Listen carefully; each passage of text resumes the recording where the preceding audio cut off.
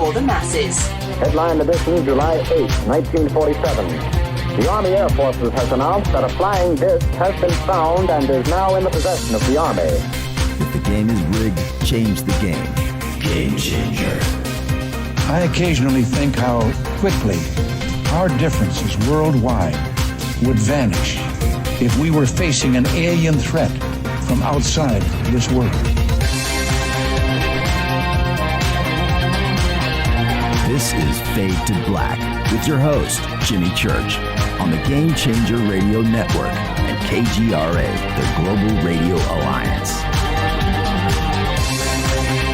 I need your help to get to the year 1985. You're listening to Fade to Black with Jimmy Church on the Game Changer Network.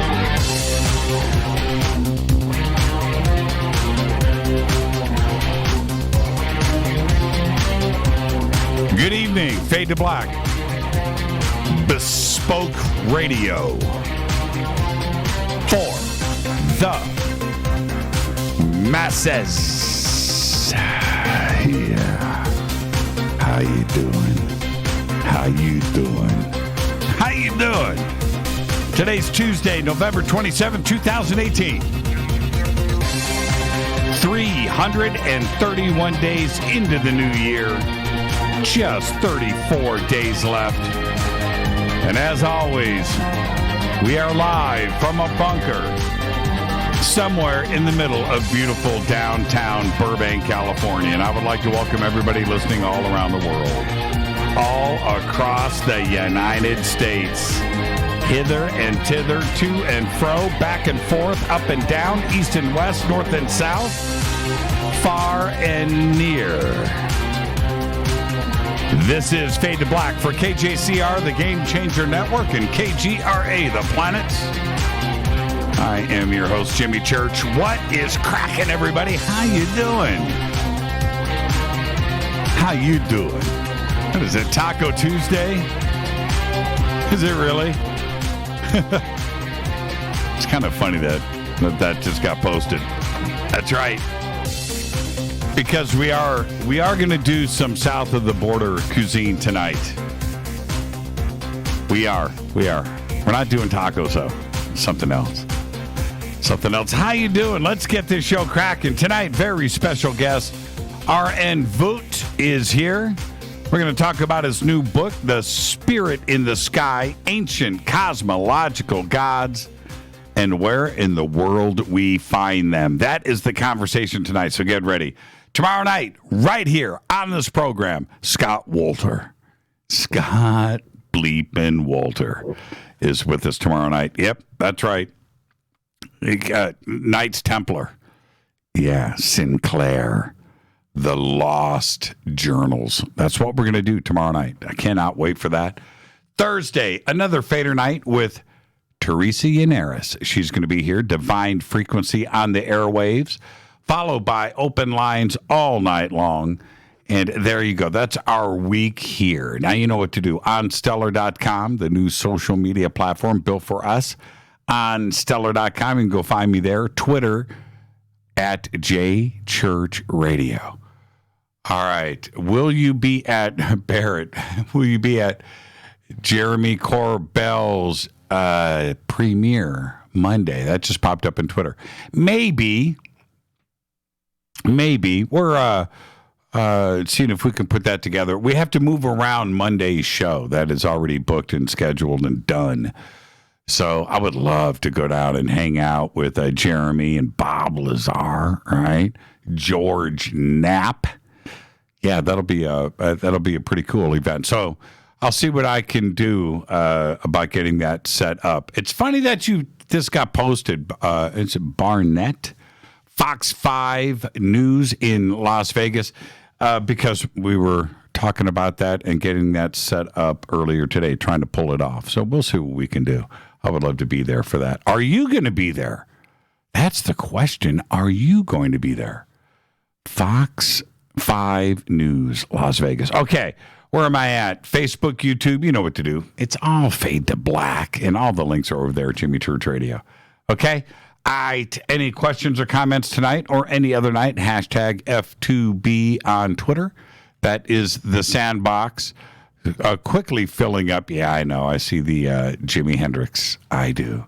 I see the Jimi Hendrix right there. You can also email throughout the show, Jimmy@jimmychurchradio.com. Any questions or comments? Hashtag F2BQ. Fade to Black questions. Okay. All right. Today is Tuesday, by the way. Taco Tuesday. Today's Tuesday. And this morning, when you woke up, what was the biggest company in the world? This morning, when you woke up, was it Apple? Nope. It was not. Was it Amazon? You say, Jimmy. Was it Amazon? No. Again, no, it was not. It was, wait for it, Microsoft. That's right. Bill Gates is back, baby. Yeah, Microsoft. Microsoft today, the biggest company in the world. Yep. See, and what's weird about that is Bill Gates, you know, he doesn't have to deal with iPhone sales, right? He doesn't have to worry about that stuff. Yeah. Microsoft, biggest company in the world today. So there you go. See how long he hangs on to it. If Apple keeps struggling, yeah, maybe Apple will fall to number 3, you know, for a little while. Did you know? Check this out. Apple, and this is one of those little known facts. This is a little thing that I have. I'm able to walk around. You come up and you go, hey, Jimmy, what's up? Nothing, man. You know, you got a fader fact for me? I do. I got one right now. Did you know? And I just got this stuff all the time. Drives Rita crazy, by the way. In 1986, Apple launched a clothing line. That's right. Now, was it successful? Well, you didn't know about it until right now. So there you go. But they launched clothes. They did the whole thing too, by the way. All right, what even caused that to happen? Oh yeah, today. Microsoft, number 1 company in the world. Don't forget, you can come join us for the 2019 Conscious Life Expo right here in Los Angeles at the LAX Hilton.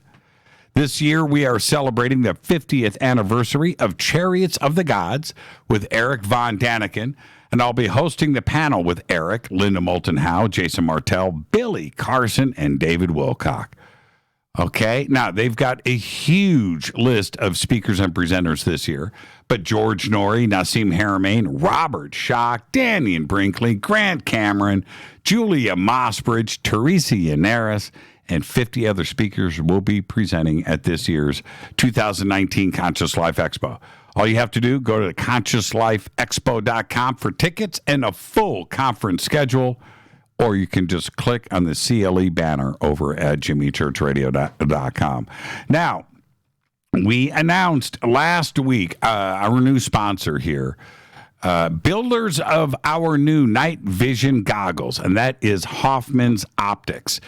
Now, if you go to Hoffman'sOptics.com, they're right there. The Jimmy Church model, the Area 52, the deep blue, right there at Hoffman's Optics. Go and check it out. We'll get the links up in Twitter for everybody to go and get yourself your very own NVGs, night vision goggles. All right, by Hoffman's Optics. And their banner is right there at JimmyChurchRadio.com. All right, I've been bagging on Bitcoin for a week. I'm going to let them go for tonight because they're still at 3,700 ducks. Had they dropped, right? Do you guys think they'll be in the 2,000s this week? Is that possible? Could it continue to just tank? I had said, and I still stand by this. I had said last year and the year before, and maybe even the year before that, Bitcoin needs to be like $1. It'll be successful. You're going to still mine Bitcoins, right? Just make it $1. Just get that thing down to where it needs to be, $1. $10, $3,700, 35, 42, 6,000, 19,000. No, that's not. No. Then it's an investment. If you want it to be money, right? It needs to be $1. $10 max. So we know how to do the math. I mean, if I'm going to buy a new pair of sunglasses, if I'm going to buy this bottle of Skull vodka, and it's $10, right? Right? It's $10 for this bottle of vodka. Well, I need to know that it's 1 Bitcoin. That's all I need to know. I don't need to know. I don't need to figure out software and what is it trading at. No, I need to know the value of my Bitcoin. That's all. So let's see. Let's see what happens. But I'm pretty smart. And anybody out there that's going to try to school me on Bitcoin, there was... I've got other stuff to talk about. Last year, this guy, and I'll get to it. Last year, this guy comes up to me and goes, "Hey, man, I need to tell you about Bitcoin. Let me, And I was like, "Hey, you need to slow down." "No, man, it's going to be $100,000 by the end of 2018. "Oh, really?" "Yeah, man. And I'm a secret trader. I know what's going on, man. It's going to be $100,000. And if you need me to come on the show, I'll tell everybody how to do it." With, "Really?" "Well, okay, Mr. $100,000, and you know who you are." It's trading at $3,700 today. So who was right? That's all I got to say on that. Where am I at? I'm having a good time. I'm in a good mood. It's going to be a great show tonight. Let's get this show cracking. I'm just going to jump ahead right now. Our dead guy's birthday today, and we have 2. Jimi Hendrix and Bruce Lee. Hendrix was born in 1942, died in 1970 at the age of 27. Lee was born in 1940, died in 1973 at the age of 32, but both were masters at their trade and changed the world forever. 50 years later, nearly 50 years later, when you listen to Jimmy or you watch some Bruce, you realize that they were both the absolute very best. And they're up there listening right now. Happy birthday, Jimmy. Happy birthday, Bruce. On this day in history, OTD, 2005. Aerosmith and 50 Cent headline a $10 million bar mitzvah in New York, the Rainbow Room. $2 million for 45 minutes on stage. I'm not making this up. Also at the event, paid for a walkthrough, Kenny G, Don Henley, Stevie Nicks, and Tom Petty. You can't make this stuff up. Seriously. More on this in a couple of minutes. Fader fact. There are more life forms living on you right now than there are people on planet Earth. Yeah. That's your Fader fact. All right, tonight, R.N. Vooght joins us from the UK. Talk about his new book, Spirit in the Sky. Tomorrow night, researcher Scott Wolter is right here. Thursday is another Fader night with Teresa Yannaris and Divine Frequency on the airwaves, followed by open lines all night long. All right, let me hit this River Moon Coffee. Do you have River Moon Coffee? If you don't, you're missing out on this. It's the best. Oh, my goodness. How does coffee get that good? River Moon Coffee flies a private bush plane to these islands in the South Pacific, collect the beans from the top of a mountain, fly it back into the United States, and roast this coffee. Yeah, this doesn't come from some Starbucks plantation. No. My goodness. That is a good cup of coffee. All right.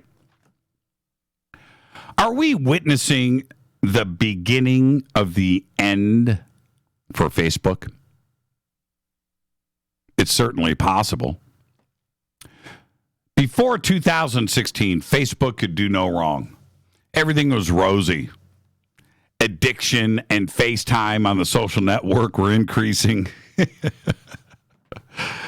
And the full takeover of the world seemed pretty close. Really, really close. It was there.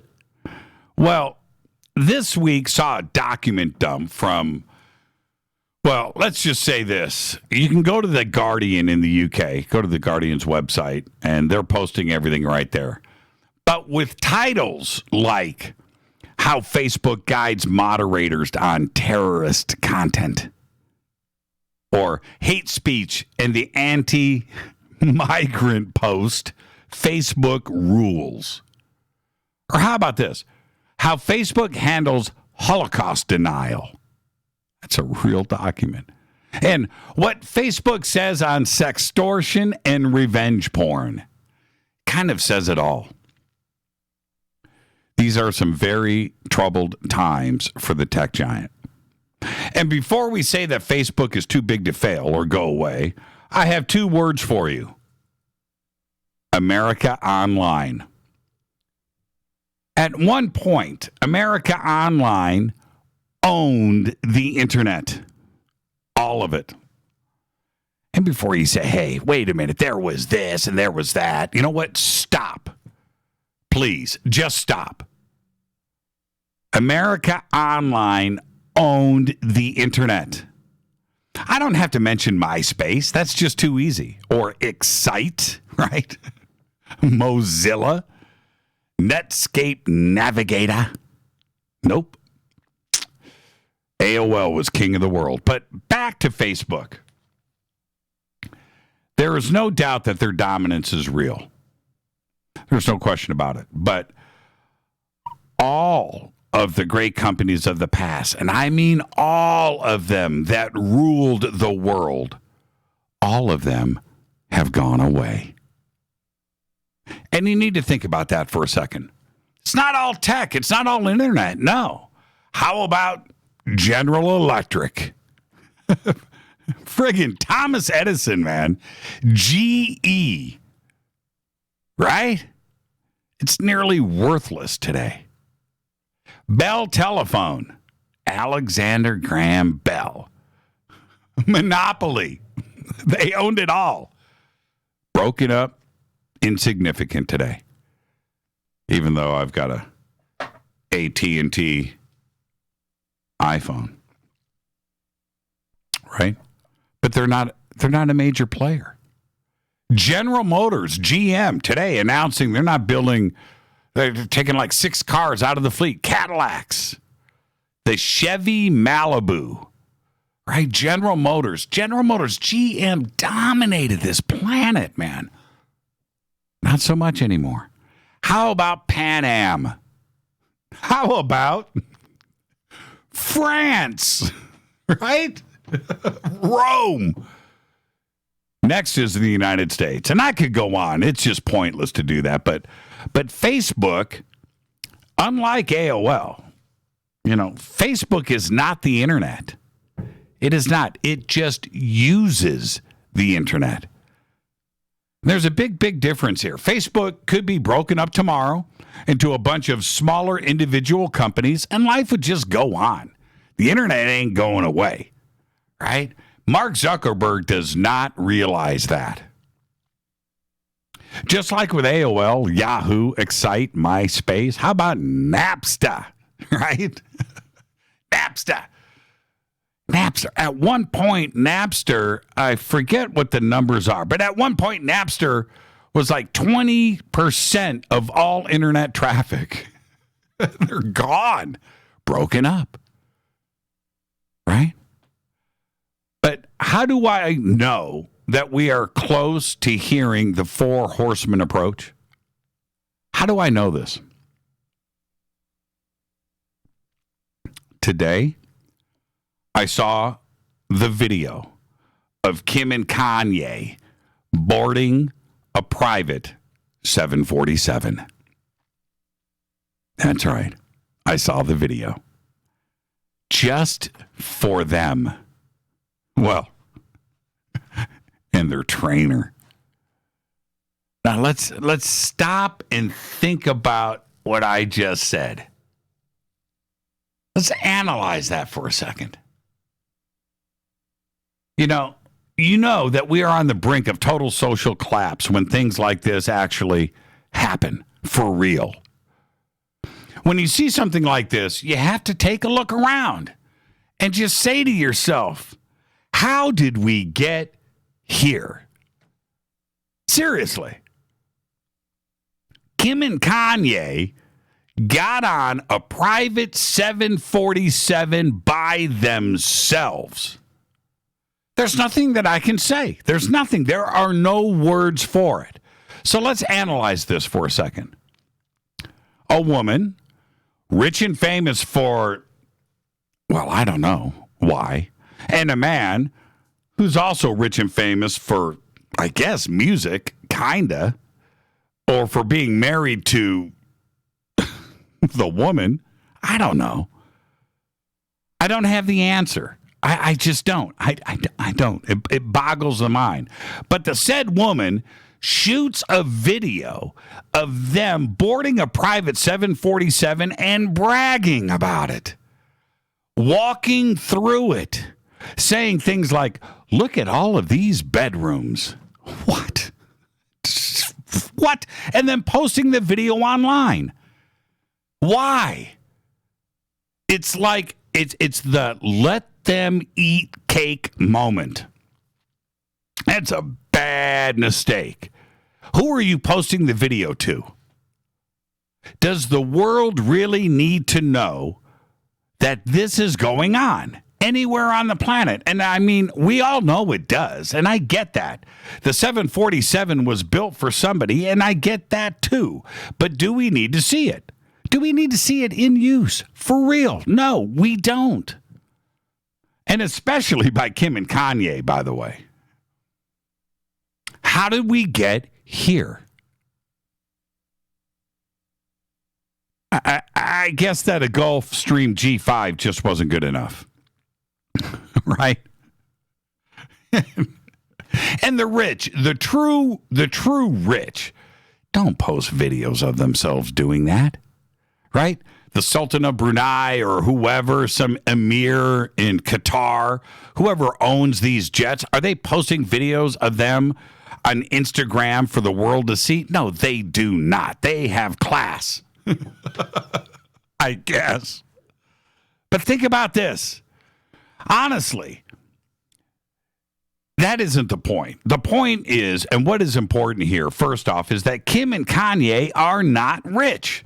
They're not rich. Not by rich standards. No, not at all. Far from it. The particular plane that Kanye and Kim were on, it's privately owned. And I can only estimate as to the cost required to operate it. But it's in the neighborhood of $200,000 per hour. That's right. And they got on the plane alone. $200,000 per hour, a 5-hour flight, New York to LA. You do the math.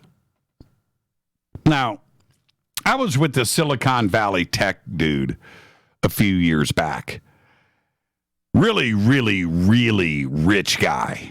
And he asked me, he said, Jimmy, who's at the top in Hollywood? I remember telling Rita about this entire conversation. Who is at the top in Hollywood? And I threw him a few names, right? And he's on his cell phone, and we were talking money and net worth, and I was like, what is this, what's this guy's deal, And he just looks down and shrugged his shoulders. And I was like, what? And he said that, and I'm talking about, I was dropping Hollywood names, right? Big ones. And he's like, this is what tech executives make in a year. In Silicon Valley. This isn't real money. He said tech money is real money. It's like, and then he said something that just floored me. He said that they hire the Hollywood crowd for entertainment. Right? For entertainment at their parties. Chew on that for a moment, Kim and Kanye. Anyway. He was looking for someone to do a walkthrough at his party, entertainment. Maybe do a little bartending in Palo Alto. How much is Will Smith? Right? What? Oh, man. Some stuff, you just can't make this stuff up. But what is important is that sometimes things just get too big. People with that kind of power and money forget what got them there, including Mark Zuckerberg. The world will revolt. Let them eat cake, right? It always does. And my advice to Kim and Kanye, don't film it. Don't post it. It doesn't impress anybody. And the real rich, the people that have the real money, because you don't, you guys are hired entertainment at other rich people's party kind of money. Don't forget that. They have no problems. Kanye showing up. Okay, man, cool. Walk through and listen. Over there, can you mix some martinis for me and my friends?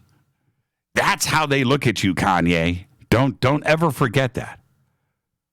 We don't need to see that you think that you have so much money that you can just waste it. Light it on fire, burn it up in the streets, right? That you are just too big, too important to have it all taken away. And the same advice goes to Mark Zuckerberg. It does. Today, we're starting to realize that we've just let things go just a little bit too far. And you know what?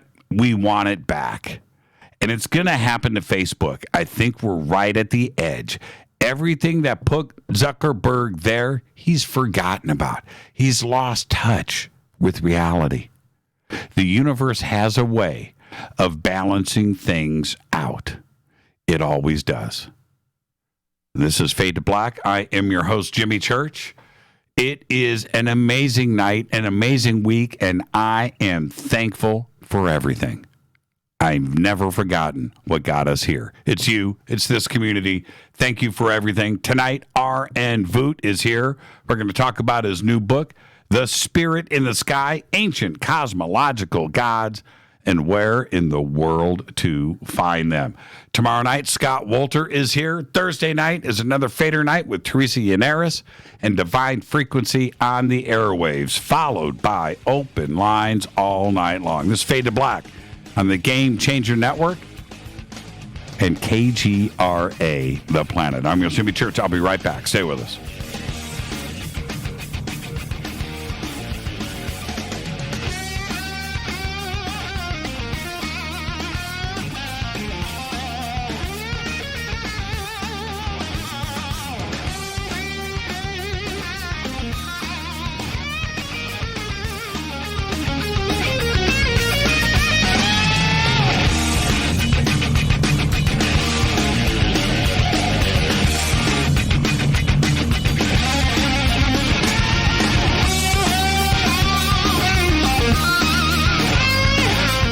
This is Nicole Church, daughter of you-know-who, and you're listening to Fade to Black on JimmyChurchRadio.com and the Game Changer Network. You're listening to Jimmy Church, Fade to Black. Fade to Black will now pause for alien identification. The station that talks the net. KGRA Radio. When you take the beans from Central America with dashes of Indonesian and African mixed in and then roast it to the dark side of Fade to Black, you create the ultimate brew of fringe. Introducing the Fade to Black blend from Rivermoon Coffee. Yes, Rivermoon's darkest customized roast was created for the love of Fade to Black. The alchemy of masterful roasting and smoking the beans is in every sip of this full-bodied dark Java. I need my coffee dark, deep, with distinct bittersweet chocolate highlights, just like the bunker. Leaning further into the darkness of the roast is Fade to Black blend from Rivermoon Coffee. Just click on the banner at JimmyChurchRadio.com and use the promo code F2BBLEND for 15% off of your order today. Go Beckley Teppy. This is Jimmy Church of Fade to Black, and you can get our podcast for just $2 per month. All you have to do is click on the podcast banner over at JimmyChurchRadio.com. Hi, folks. It's a holiday season with hope in the air. Things to look forward to and no time for despair. Health can be a challenge, and so can the mail. So Get the Tea wants to help you by giving you a sale. Buy 2 months of Super Tea and get 1 month for free. No limit. That's buy 2 months of Super Tea and get 1 month free. That's a savings of $35. Where? GetTheTea.com. That's GetTheTea.com. Scroll down on the front page and find the buy 2 get 1 free ad. Click it and save. Orders over $100 get free shipping. Send the gift of life. Change tea at GetTheTea.com. We have many non-GMO organic supplements just waiting for you. This holiday season, enjoy health and Thanksgiving with GetTheTea.com. Want to call us? 928-308-0408. That's 928-308-0408. GetTheTea.com is a proud sponsor of doing what's right. That's GetTheTea.com. 9 out of 10 geneticists agree. Fade to Black is not your father's radio show on the Game Changer Radio Network and KGRA, The Planet. Do you want to lose weight but have no idea where to begin? The Fast Start Diet, a 3-day weight loss plan, is the answer.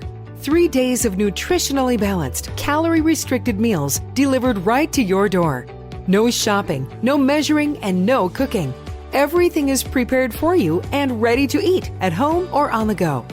The Fast Start Diet has all the amazing benefits of intermittent fasting without starving. We've helped thousands of people who have struggled to reach their weight loss goals. Isn't it time we helped you? With the Fast Start Diet, you'll lose weight and feel great. Find Fast Start Diet on Amazon or go to faststartdiet.com and use promo code TALK to get 10% off your first box. And as a special bonus, Fast Start will include their #1 rated Lipo3 appetite suppressant spray free with your order. This is Jimmy Church. And whatever your diet plans are, do what I did. Go to faststartdiet.com. Hi, this is Rob Reiner from Anvil, and you're listening to JimmyChurchRadio.com. What's up? I'm Chris. What up? This is Kyle Massey, and you're listening to Jimmy Church Radio.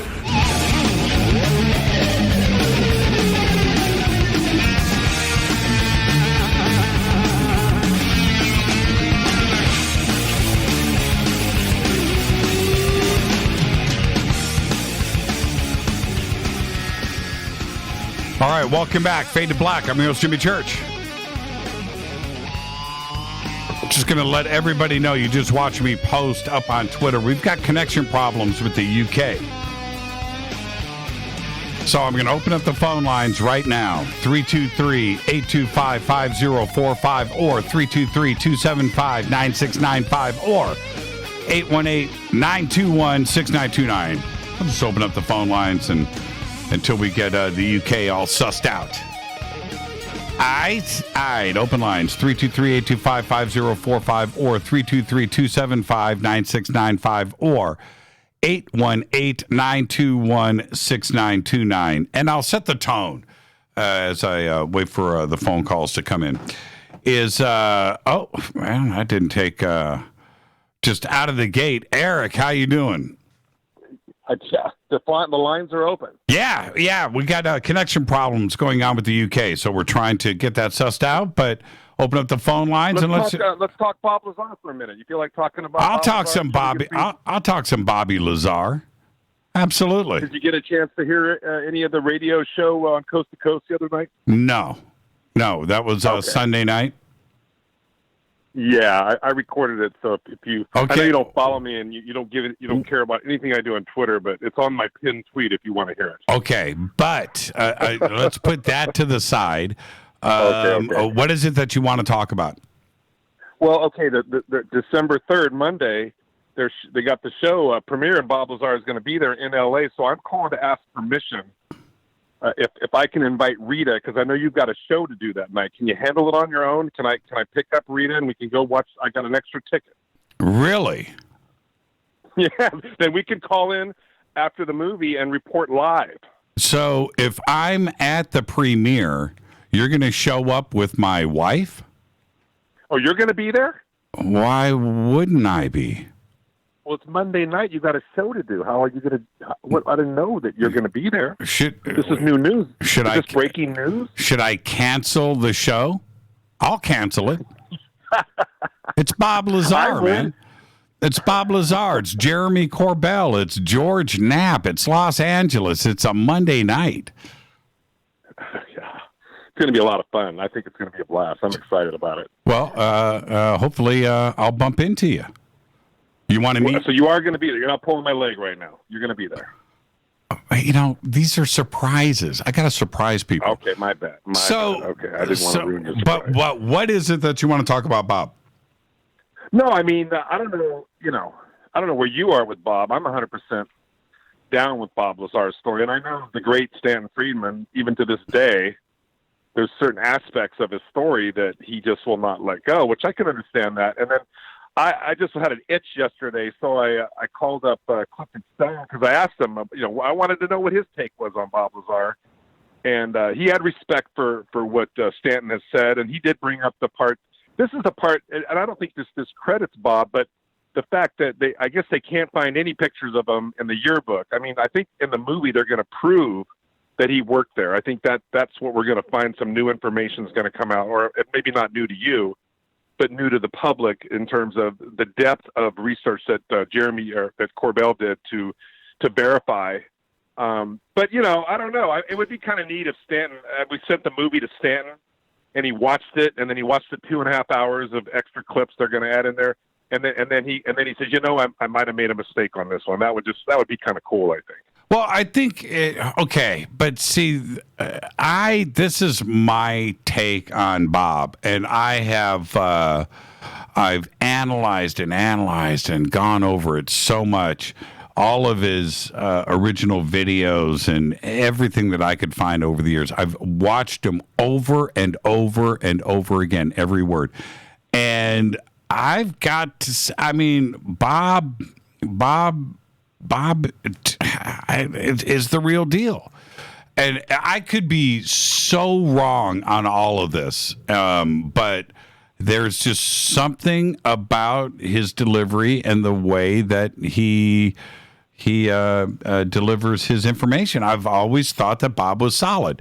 This is the crazy thing. He chose, he out of everybody in ufology, Bob took his lumps, right? I mean, when people like, Stanton Friedman are looking into your background and coming down on you publicly, that's tough. That's tough ridicule. There are others out there who have had criticism over the years, but not from, significant, somebody like, Stanton. And Bob chose to walk away. He left and did his thing. And when he chose to go that route, for him it wasn't about fame or anything else. It was he just didn't want to deal with it anymore. When you have things like MIT or your credentials at Pierce College, which is a community college here in the Valley, when all of that stuff comes into question, that's hard. That's a hard thing to have an excuse for or a story for, but he chose to walk away. Today, the community has stood by him, and that's a hard thing to do, to stand that kind of test of time. This is now 2018. We're going into 2019, and this is the crazy part about it. We're talking about 30 years, man. 30 years, and to turn around and have this kind of support from the community 30 years later, and the film coming out and everybody standing up behind him, well, he's stood the test of time. And he sounds convinced, and I trust his scientific mind, that 3 numbers, 115, the element 115 that he talked about in the beginning, that as you know, not so many years later did they actually come out and say, yeah, there's an element 115, as if they, but the point is he believes that is the key that propels these craft. And he said that whoever can back engineer or engineer that technology, this or at least perfect the 115 technology, he says straight out, they could literally control the world. And so I thought about that. I thought, okay, so it's a race. It's, the Russians, the Chinese, the Americans. Who can design this, back engineer these craft? But when he said whoever has this technology can control the world, really, I mean, if you think about it, it sounds nutty, but couldn't the aliens already be controlling the world with this 115 technology? Well, could be. And the other day, I brought up a good point about element 115, which is, hold on, Rita, which is it was manufactured, it was never mined. Interesting. You want me to get off the call now? No, that's fine. That's give fine. You a little buffer time there to get your guests back. I'm looking forward to this guy. I'm really I haven't heard of him, but I did a little research, so I'm really interested in what he's going to tell us tonight. Who? RN Vooght? Yeah, is he still coming? Or yeah. Well, we're working on it. It's just a connection issue. Eric, what are you talking? We're talking about Bob Lazar. Okay, my bad. So I thought I was getting ready to get booted off the call there. Get Eric off the call. We got the guest on. No, now. I don't think that's what she said. But what do you think Lazar has stood the test of time? Yeah, and I don't know. One of the things he said, he said some things that I don't think he's said before, but doesn't mean that he did. Anyway, he was talking about a time when he was out at the S4 and these craft were in the sky, and he's observing the craft, and that when he stood directly under the craft, looking at the craft where it was supposed to be, that because somehow these things are designed in such a way that they could bend the light, and that you couldn't see it. You could see through the craft, but at certain angles, if you're 200 yards and you're up on a platform, you could see it. But if you were directly under it, you could not see it. And I'd never heard him say that before. I thought that was kind of interesting, that depending on the angle that you're seeing, and that's what he was saying, why some people might be looking at a craft and seeing it, and then somebody else might not see it. And he was trying to explain that might be the reason. Yeah, that could be. That could be. With Bob, we have to look at it so many different ways, right? When you look at his background on the Los Alamos connections, there's all of that stuff. There's his photo processing gig that, he had, the equipment. Of course, you have the little rocket car that he built. There is the other aspects of his life that were a little bit strange, how he came in contact with John Lear, which that's a whole nother thing in itself, and then how he got hired over at Groom Lake and S4, and how long was he actually there for? Was it just a matter of hours, spread over a couple of weeks? I've always been a little bit confused about all of that, and his exposure and how rapidly they took him through some pretty heavy stuff. But the thing is, none of this, Area 51, S4, Element 115, gravity waves, drives, his approach to all of it, none of this would have been part of our community if it wasn't for Bob. And we need to just stop and take a look at all of that with a very, very honest approach. That's my take with Bob. I always thought that he was just very, very, very convincing. Did you know that when this all went down, and the story, he actually tried to call his superiors, trying to figure out why they weren't calling him in anymore, and then he was going to the gym with his buddy that lived around the corner from him. And one night they're at the gym, and he comes out, and all his car doors are open, his trunk's open, his hood's open, and nothing's missing, and he just thought maybe they left the door open, the kids were messing around. Comes back a couple days later to the gym. They make sure they lock the doors this time, and he comes out like 30 minutes later, and the same thing, right? So now he's freaking out because this is just a few things that happened to him, but there was a lot of other crazy things that were happening to him. So he literally went and bought an Uzi. I don't know if you know that. Yeah, he had an Uzi. He would take him to the gym with him, and he left it on the seat. And so I guess this was like the third time he went to the gym with a buddy. He left his wallet and the Uzi in the car, and he came back out again. And all the doors were open, the hood was open, but the Uzi was right there, and the wallet was there. They never took it. So he said that they were really trying to mess with his mind really hard. And there's a lot of stories about that, I think, that are going to come out in the movie. They're going to be really interesting to hear. Well, and he got shot at, right? They shot out his tires one night, and I think Bob is fascinating. So maybe I will see you there on Monday, Eric. Okay, cool. So I got an extra ticket. So I'm thinking Brad. If Brad's listening, Brad lives there in L.A. So Sure. I'll take Brad along. Okay. He'd be the right guy to bring, don't you think? Post it on Twitter. I'll talk to you. Okay, buddy. Thanks, Eric. All right, take care. Monday night is the night here in Los Angeles. Hi, you're live on Fade to Black. Who's calling? Hi. Hi, who's this? This is Piro Vasu, first-time caller. Hi, how are you? Hey, I'm going to put you on hold. Stay right there for a second. Stay right there. And I believe... RN, are you there? Hello, sir. Good evening. Hey, it's good to hear your voice. You look good. I thought I had a face for radio. Well, I just brought you in right away. I should have done a proper introduction. So let me actually get some of this out of the way really quick. That first off, your first book was the de-evolution cycle, I should say.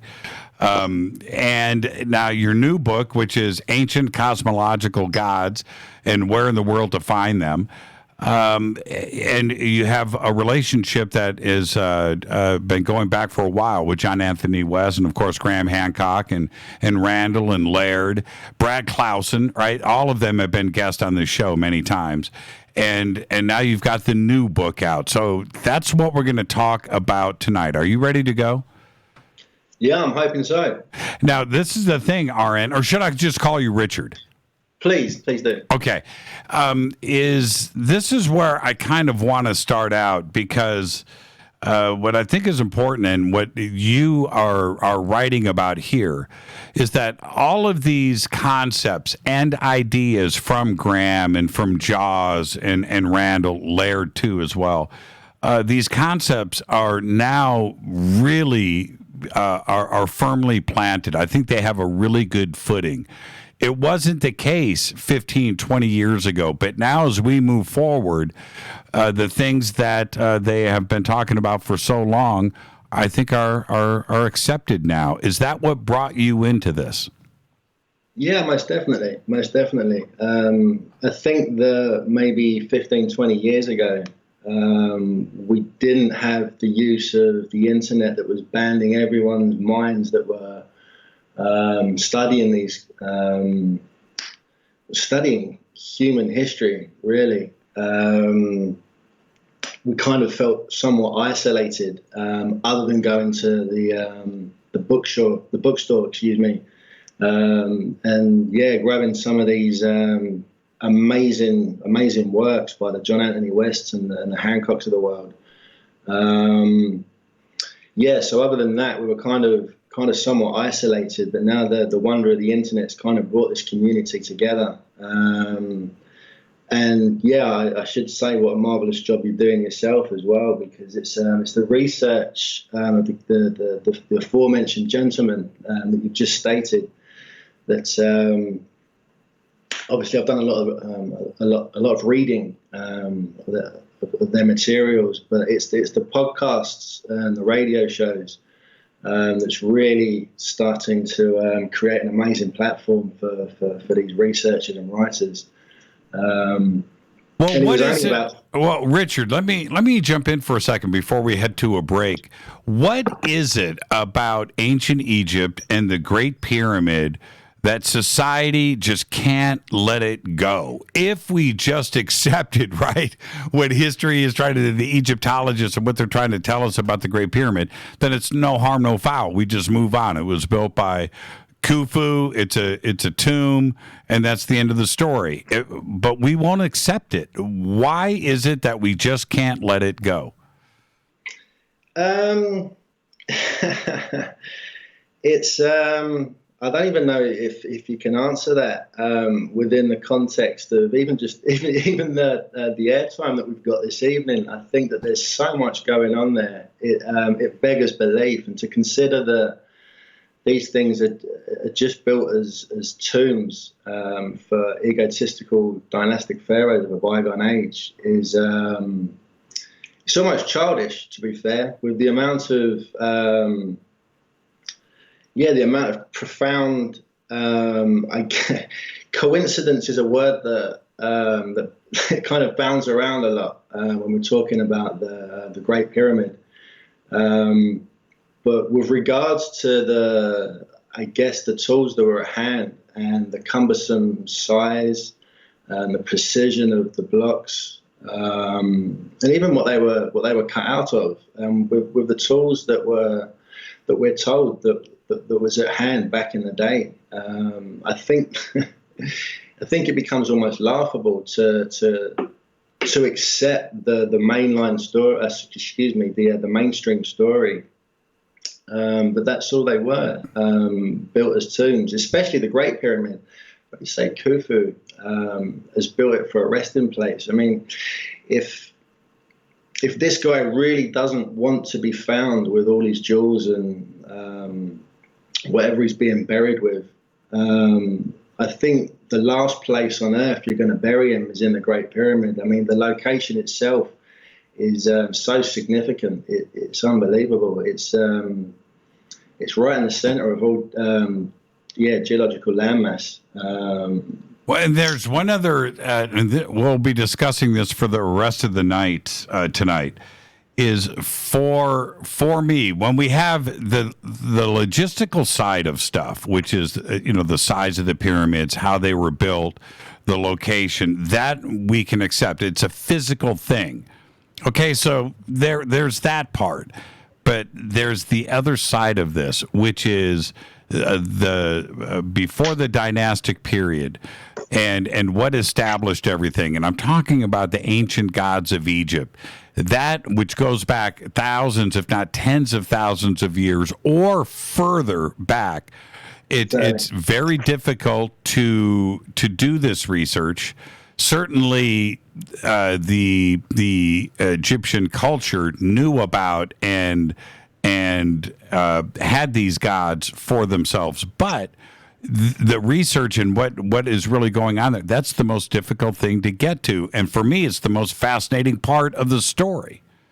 Certainly. But I think we're still being somewhat spoon-fed a cartoon book version of what's actually going on with all these animal-headed deities that are supposedly presiding over ancient Egyptian society. It kind of beggars belief, to be fair, that we're still, sorry to repeat myself, sort of spoon-feeding grown adults a timeline that doesn't really make sense. I mean, we're not even listening to the Egyptians' own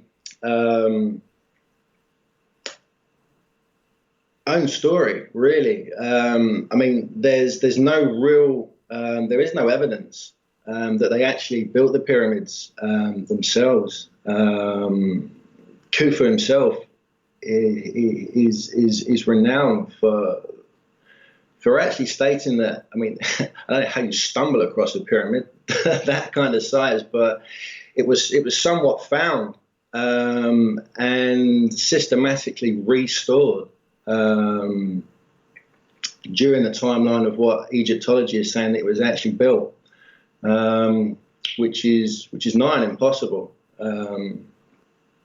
I won't go over it too much because obviously you've had guests on here that quite evidently put it to rights. But there's most definitely something that's been lost in translation. Along the way. Right, and how do you start researching this subject, because it seems nearly impossible? Sure. To be fair, there was a number of precursors that really got me to the hypothesis of the spirit in the sky. And in all honesty, to be fair, I've done a number of presentations like this already, and I've prepared myself every time for it. But all best preparation kind of gets thrown to the wind because obviously conversations are never the same. So where did I start? probably picking up. I don't know what came first. It was either the much missed, the late great John Anthony West's "Serpent in the Sky." Right. It was either that or Graham Hancock's Fingerprints of the Gods. And once I'd finished digesting that literature, probably 3 or 4 times each, I realized that something's amiss, you know, and it was patently obvious, and we're all trying to work out kind of what that is. And obviously, you've got the Robert Shocks, the Scrantons of the world, the Randall Carlsons, the Brad Clausens. They're all doing an amazing job trying to bring this to light. You know, I think to a certain extent we're almost denying ourselves quite a glorious chapter in human history and the human story, because something happened 13,000 years ago, which kind of brought everything to a grinding halt, and not a lot was left with the destruction of what happened at the end of the last ice age, and certain things obviously have survived. The world over, there's constructions, namely the pyramids, but inclusive of places like Tiwanaku, Teotihuacan, Pumapunku, Ollantaytambo, all these megalithic marvels that are scattered across the globe, that we'd have serious problems trying to reproduce even today. Yet we're still accrediting them to civilizations who don't really understand the beginnings or how these megalithic structures got there in the first place. They kind of inherited them per se, and we're myself included. We're trying to sort of join the dots, as it were, and it's becoming a little bit easier now, as I say, with the birth of the internet. It's we're slowly lifting the proverbial veil on a history lost. That's right, and that's a good place to start. Well, let's take a break right here, and we'll continue this conversation when we come back. That it's one of the most fascinating aspects of all of Egyptology and the history of the world. And we'll pick up where we left off. I'm your host, Jimmy Church. Tonight, R.N. Vooght and his new book, The Spirit in the Sky, Ancient Cosmological Gods, and Where in the World We Can Find Them. I'll be right back after this short break. Stay with us.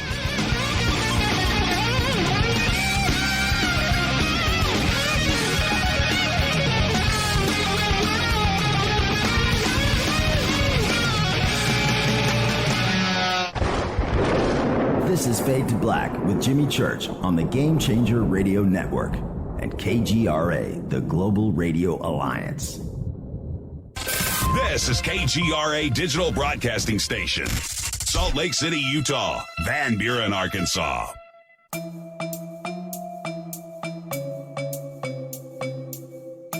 Come join us for the 2019 Conscious Life Expo in Los Angeles at the LAX Hilton. This year, we are celebrating the 50th anniversary of Chariots of the Gods with Eric Von Daniken, and I'll be hosting the panel with Eric, Linda Moulton Howe, Jason Martell, Billy Carson, and David Wilcock. Join George Norrie, Nassim Haramain, Robert Schock, Daniel Brinkley, Grant Cameron, Julia Mossbridge, Teresa Yannaris, and another 50 speakers who will be presenting at the 2019 Conscious Life Expo. Just go to ConsciousLifeExpo.com for tickets and a full conference schedule, or click on the CLE banner at JimmyChurchRadio.com. Go back, Lee Tappy. Folks, this is very important information. What's to be said about CBD? AncientLifeOil.com. Our CBD is made from hemp and has 0.003 THC, which means this wonderful product won't get you high, no matter what amount you take. What does CBD do for the body?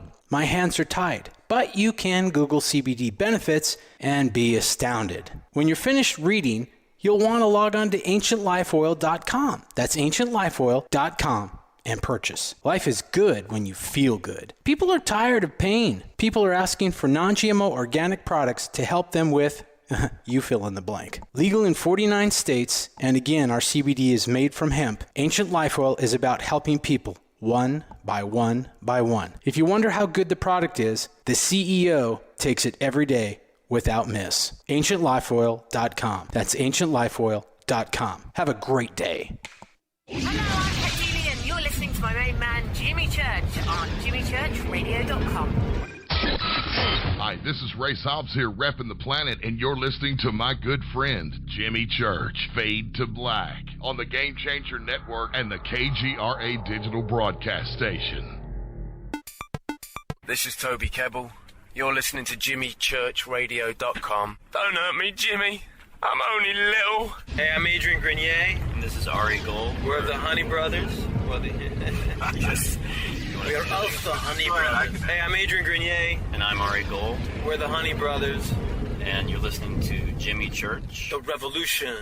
Reclaim your active lifestyle with Angioprim. Angioprim is the original liquid oral chelation supplement. Chelation helps remove toxins, heavy metals, and cholesterol in your veins and arteries that can cause blockages. Scientific research proves the active ingredient in Angioprim has superior oral chelation action that helps promote cardiovascular health. Find out more. Go to angioprim.com. Talk to a trained consultant by calling Angioprim toll-free 877-882-7221.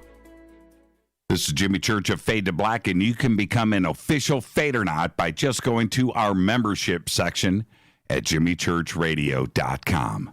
Hey, it's Grace. Can we talk about something serious for a minute? Your age. Getting old has its perks. But remember, being a few years younger, you know, your hair was thicker, you didn't have so many wrinkles, that extra weight wasn't haunting you, and you just felt better. Well, we can't turn back the clocks and go back 10 or 15 years, but you can start feeling and looking 10 or 15 years younger with Nature's Youth RSF. It's a doctor-formulated daily supplement that helps your body maintain its peak performance and fight the aging process. Imagine sleeping better, looking better, and feeling better. See how Nature's Youth RSF has helped thousands of people just like you at nature'syouth.com. nature'syouth.com. Imagine how it will feel when your family and friends are asking you what you did to look so good. Your secret will be Nature's Youth RSF. It's time to start looking better and feeling better. Learn more and order your Nature's Youth RSF at nature'syouth.com. That's nature'syouth.com. That's nature'syouth.com.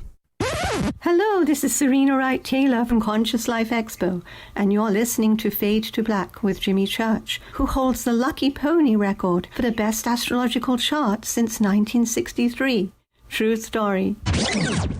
This is Micah Hanks of the Gralien Report, and you're listening to Jimmy Church on Fade to Black, across the globe on the Game Changer Radio Network and the one and only KGRA Radio, The Planet.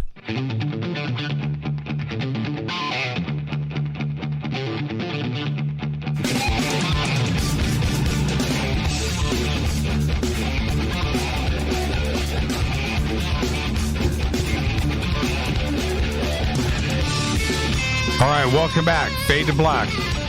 I'm your host, Jimmy Church. Our guest tonight, R.N. Vooght, and we're talking about his new book, The Spirit in the Sky, Ancient Cosmological Gods, and Where in the World We Find Them.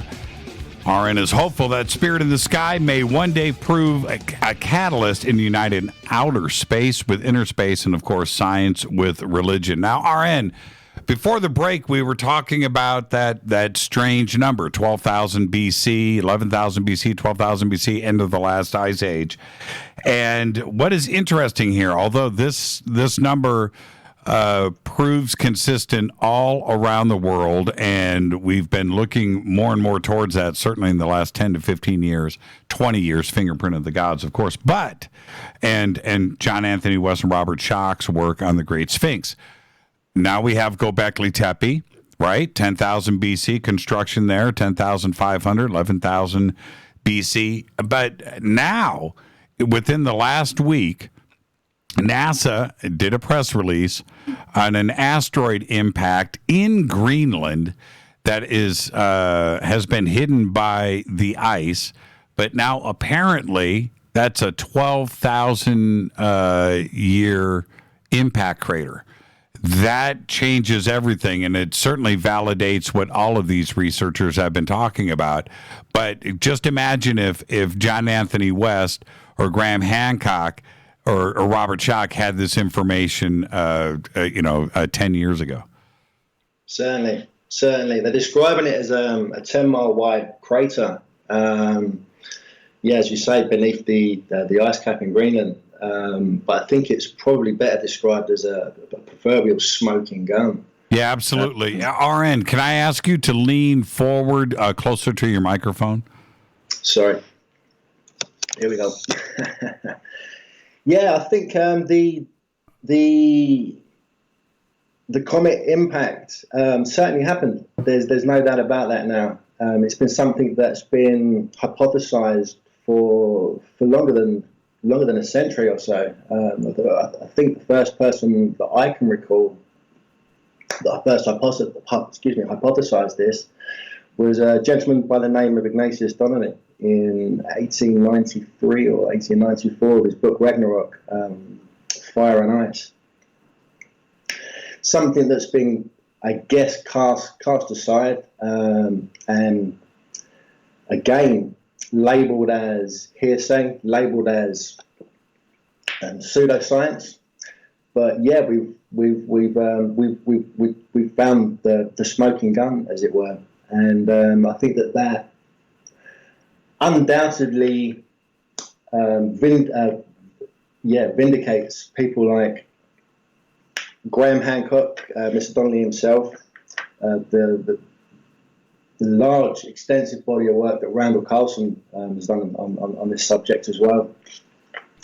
And I think it also validates Plato with regards to his Tale of Atlantis as well. That seems to, something happened 9,700 BC by the word of Plato himself, that was handed down to him from Solon, I believe. And these core samples that are matching up all over the world now actually validate again this biblical flood myth. I say biblical, but it's a worldwide flood myth. It's just not throughout Christianity. It's not just a proverbial Noah's Ark story. No matter where you go across the globe, there's tales everywhere talking about this epic flood. And quite rightly, Randall Carlson points out that when this comet impact happened, first hypothesized, I believe, over the North American ice cap, the Laurentide ice sheet, which was some 2 miles thick, basically flash melted overnight, which caused a huge worldwide deluge and the rising of the sea levels across the globe by some 400 feet. There's something that Robert Schoch quite rightly points out with regards to Easter Island as well. It's a phenomenon, the island itself. No one can quite really work out what's going on there.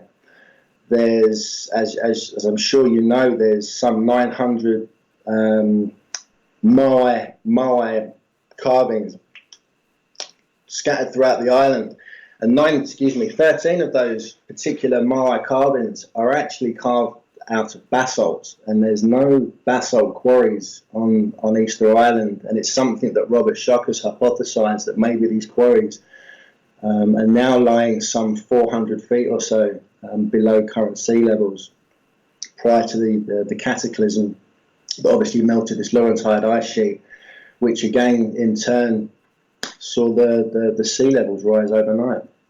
And there's another interesting aspect to all of this, because when you talk to a historian, they'll go, okay, well, Plato, okay, well, he talked about it, well, Atlantis is a myth, or there's this aspect. But they always have said, but there's no flood myth, there's no Atlantis stories with ancient Egypt.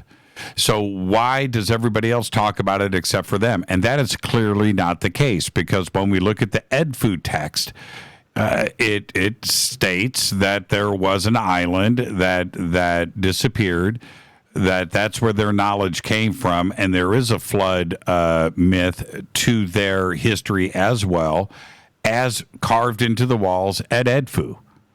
Certainly, and I would say that it's not just not only Atlantis that was lost. I'd say that there was a global civilization that was lost as well, and I think that we somewhat built this new world out of the ruins or upon the bones of what came before, and I think that that's painstakingly obvious now. And I think to a certain extent, to keep denying this, I think again we're doing ourselves an injustice with regards to human ingenuity. If I'm being honest, I think that to call ourselves at the apex of sophisticated and technological evolution in society today, at the very apex, I think is somewhat arrogant when we can't really understand how some of these megalithic marvels scattered across the globe have actually been constructed. They're modern day masterpieces still, and we accredit them to, I guess, master primitive builders of a bygone era, who don't really take the credit for building them themselves. Yet we still like to. I think it was. Well, why do you think that is? Let me jump in there. Why do you think that is? The structures are there. We can see them, but nobody wants to take credit for it. There isn't. I find that fascinating. I think if you want to take credit for it, you're stuck with the scenario of having to explain it, which is something that it's beyond my rationale. I've absolutely no idea. Although I've got a very good idea, it should not be accredited to the mainstream timeline of what we're being told. I think that's unfair to ourselves. I think we're doing ourselves some kind of prehistoric injustice, really. Is there a reason? Is there a reason to suppress all of this information from us?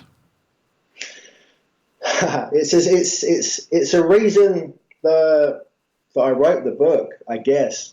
I think to a certain extent, I'll somewhat talk about the back page of the book, which I'll kind of digress to later on in our conversation.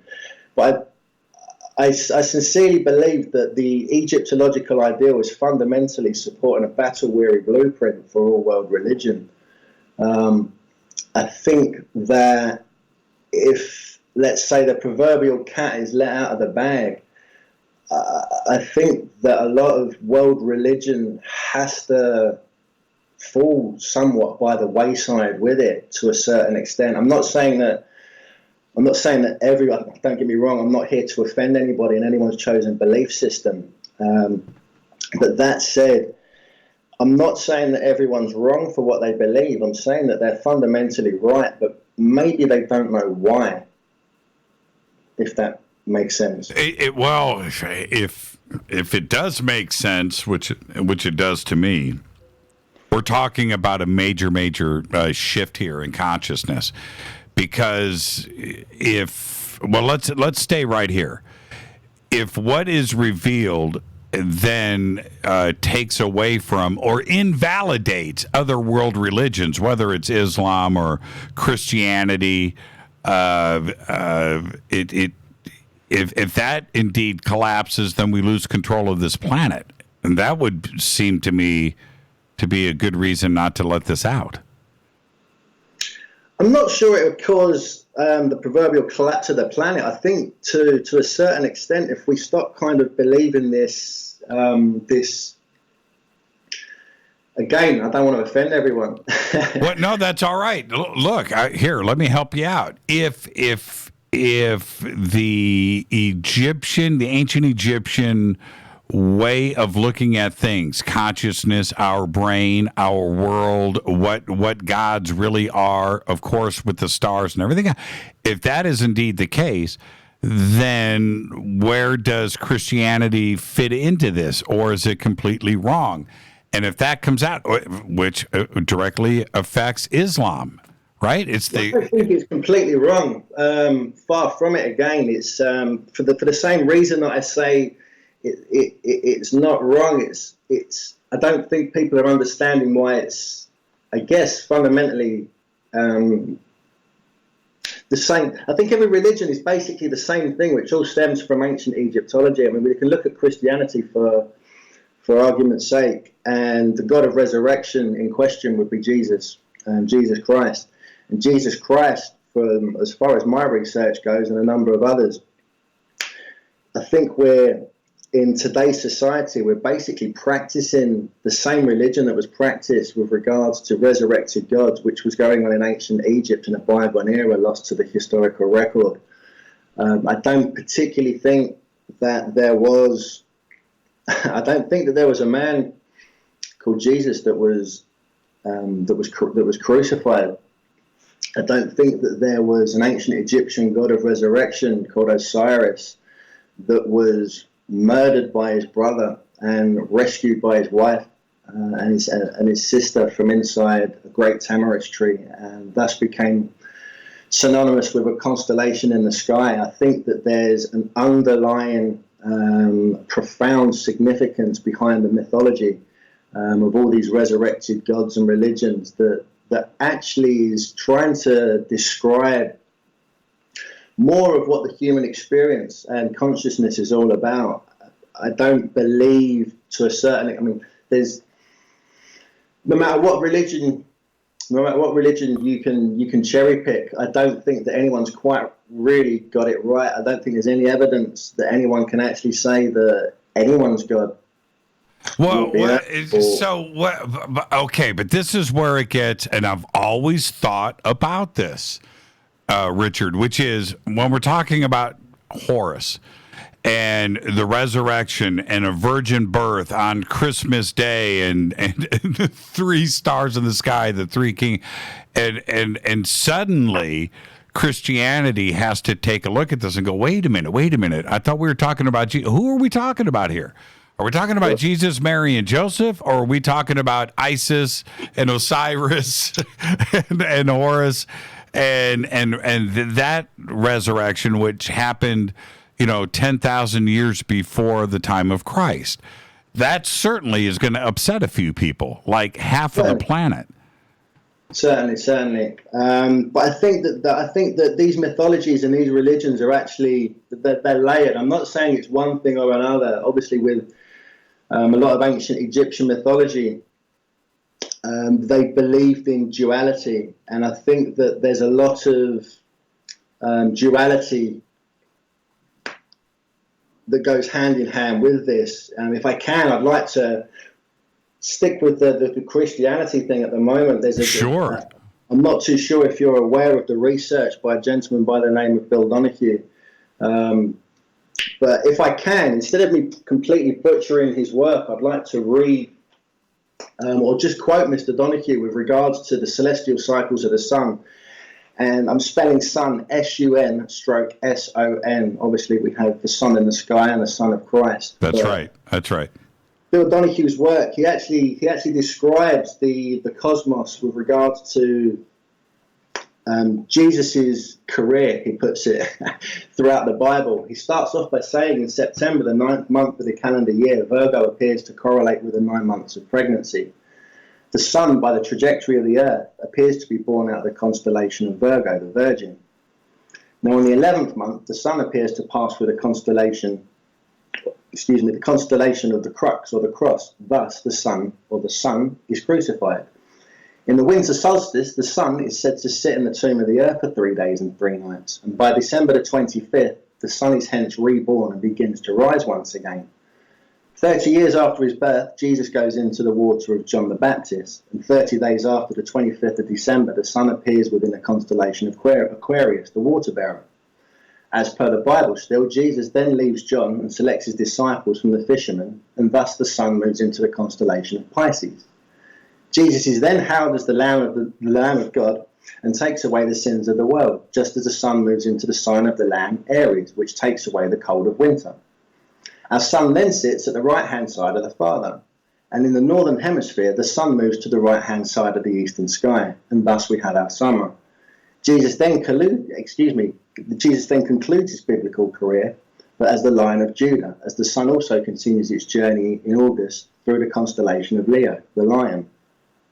So we can see there that this biblical text is either describing, one profound man's life story, I guess, or we can look at it and actually take it for something that we can actually witness ourselves with our own naked eyes, with regards to the cycles of what's going on in the cosmos. And I think that there's something very profound going on in the Bible and other religious texts, as opposed to, and I hate to sort of put it into this kind of context about offending people again, but I find it hard to believe that without any trace evidence, other than the evidence that we've got of what's going on with these celestial cycles in the cosmos, that there was actually, we're being kind of not overruled, but overseen by a bearded gentleman on a cloud, surrounded by angels.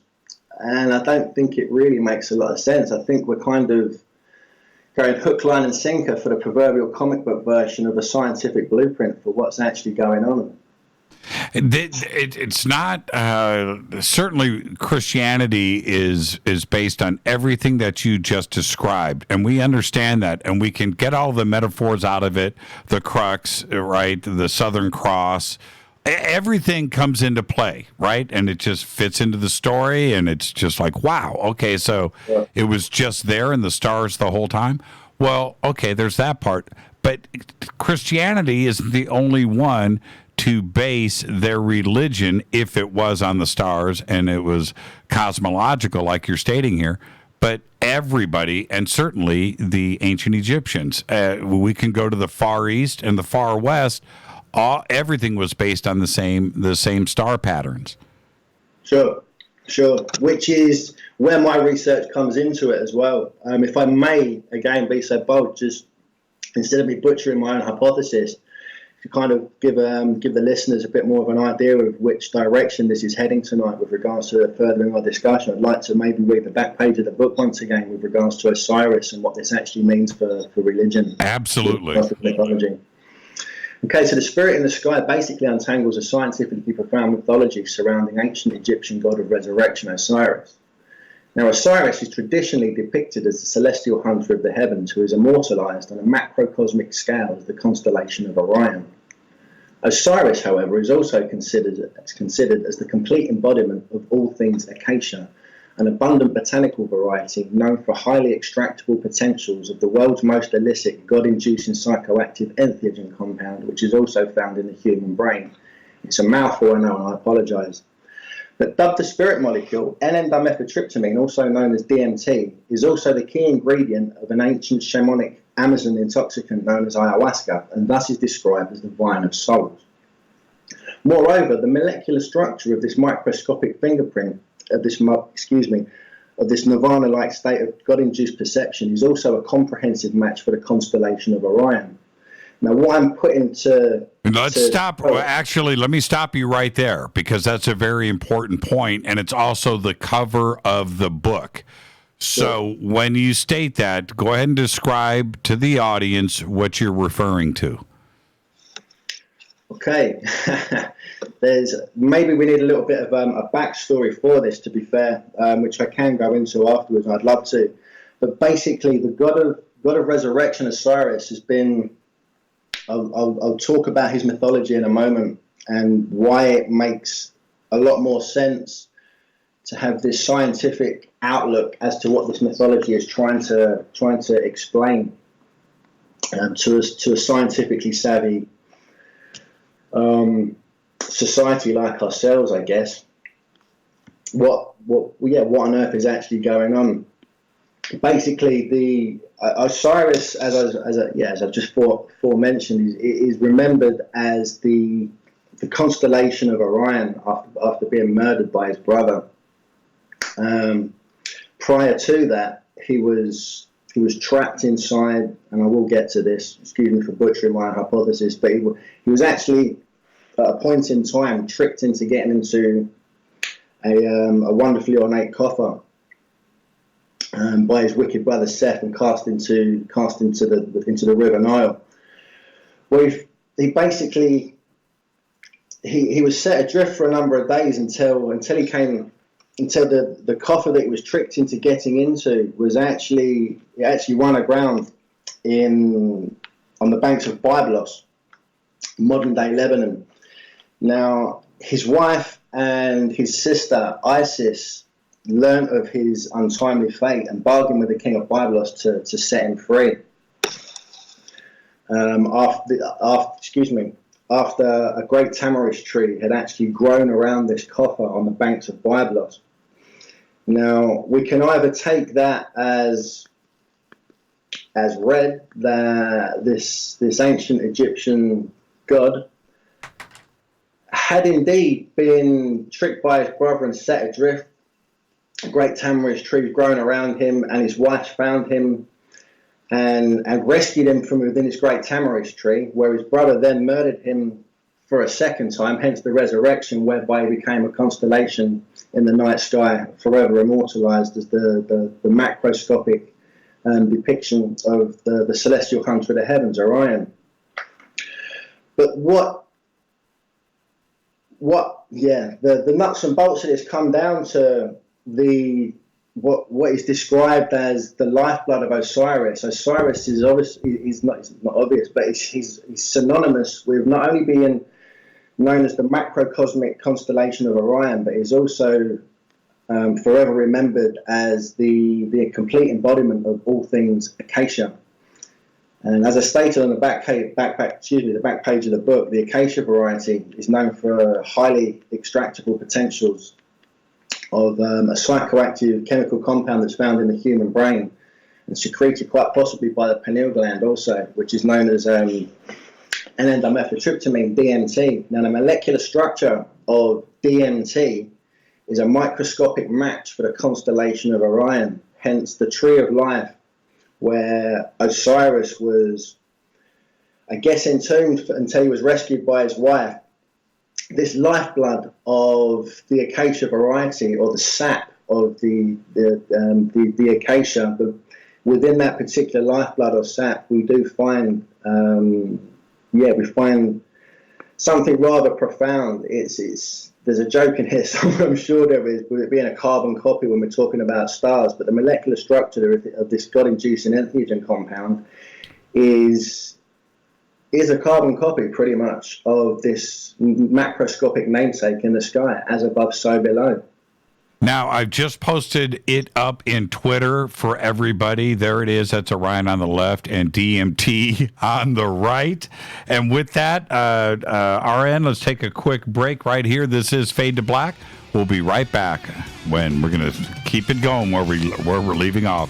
It's Fade to Black. I'm your host, Jimmy Church. We'll be right back. Stay with us.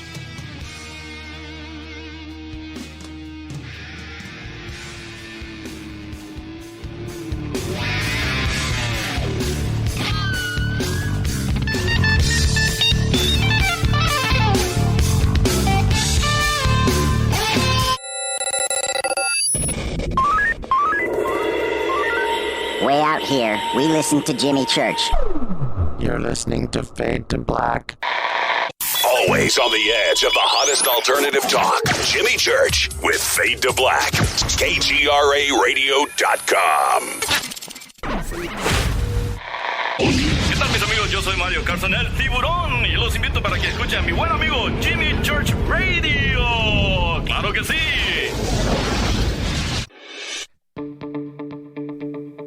Hurricanes, earthquakes, wildfires. This year we've experienced more than our fair share. This is Jimmy Church of Fade to Black. And last month I decided to make sure my family does not have to worry about food should we get caught in a real emergency situation. Introducing Numana, a healthy, storable product that tastes so good that you'll want to eat it every day instead of just during those times of duress. All Numana products have a 25-year shelf life, are MSG and GMO-free, no preservatives, and are made in America. With the Numana pack in your home, you'll be able to sleep at night knowing that you've protected your family. Not only have I tasted and tested, I own it. Now you can too. Just click on the Numana banner on JimmyChurchRadio.com and use the promo code Jimmy when you order. In addition to a discount, we'll send you an autographed Fade to Black t-shirt. Seriously, go Beckley Teppy.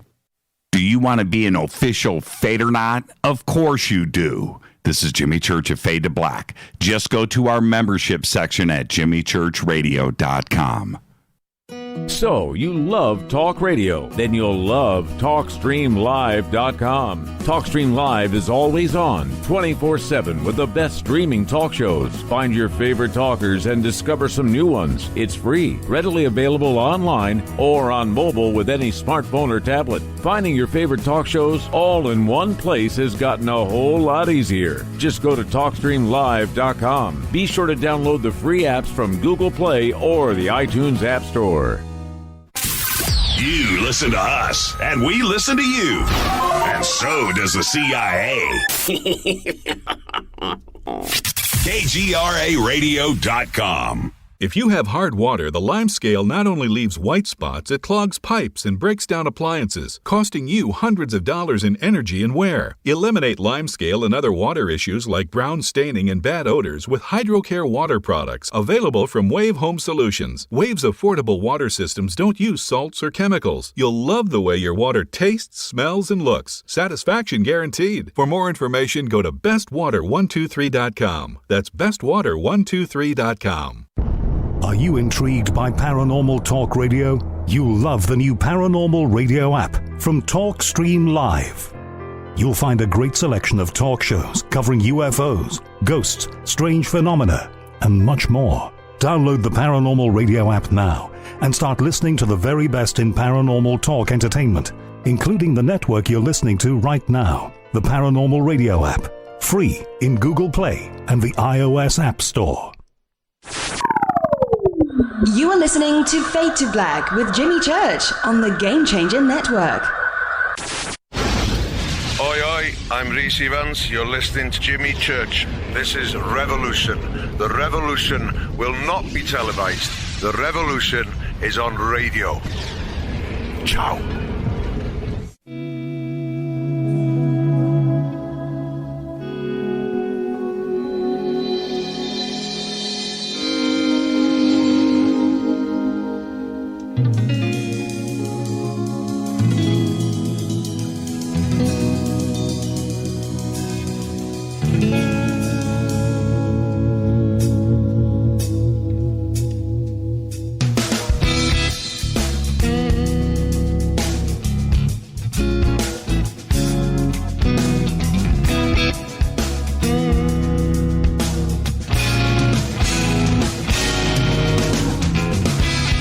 Welcome back. I'm your host.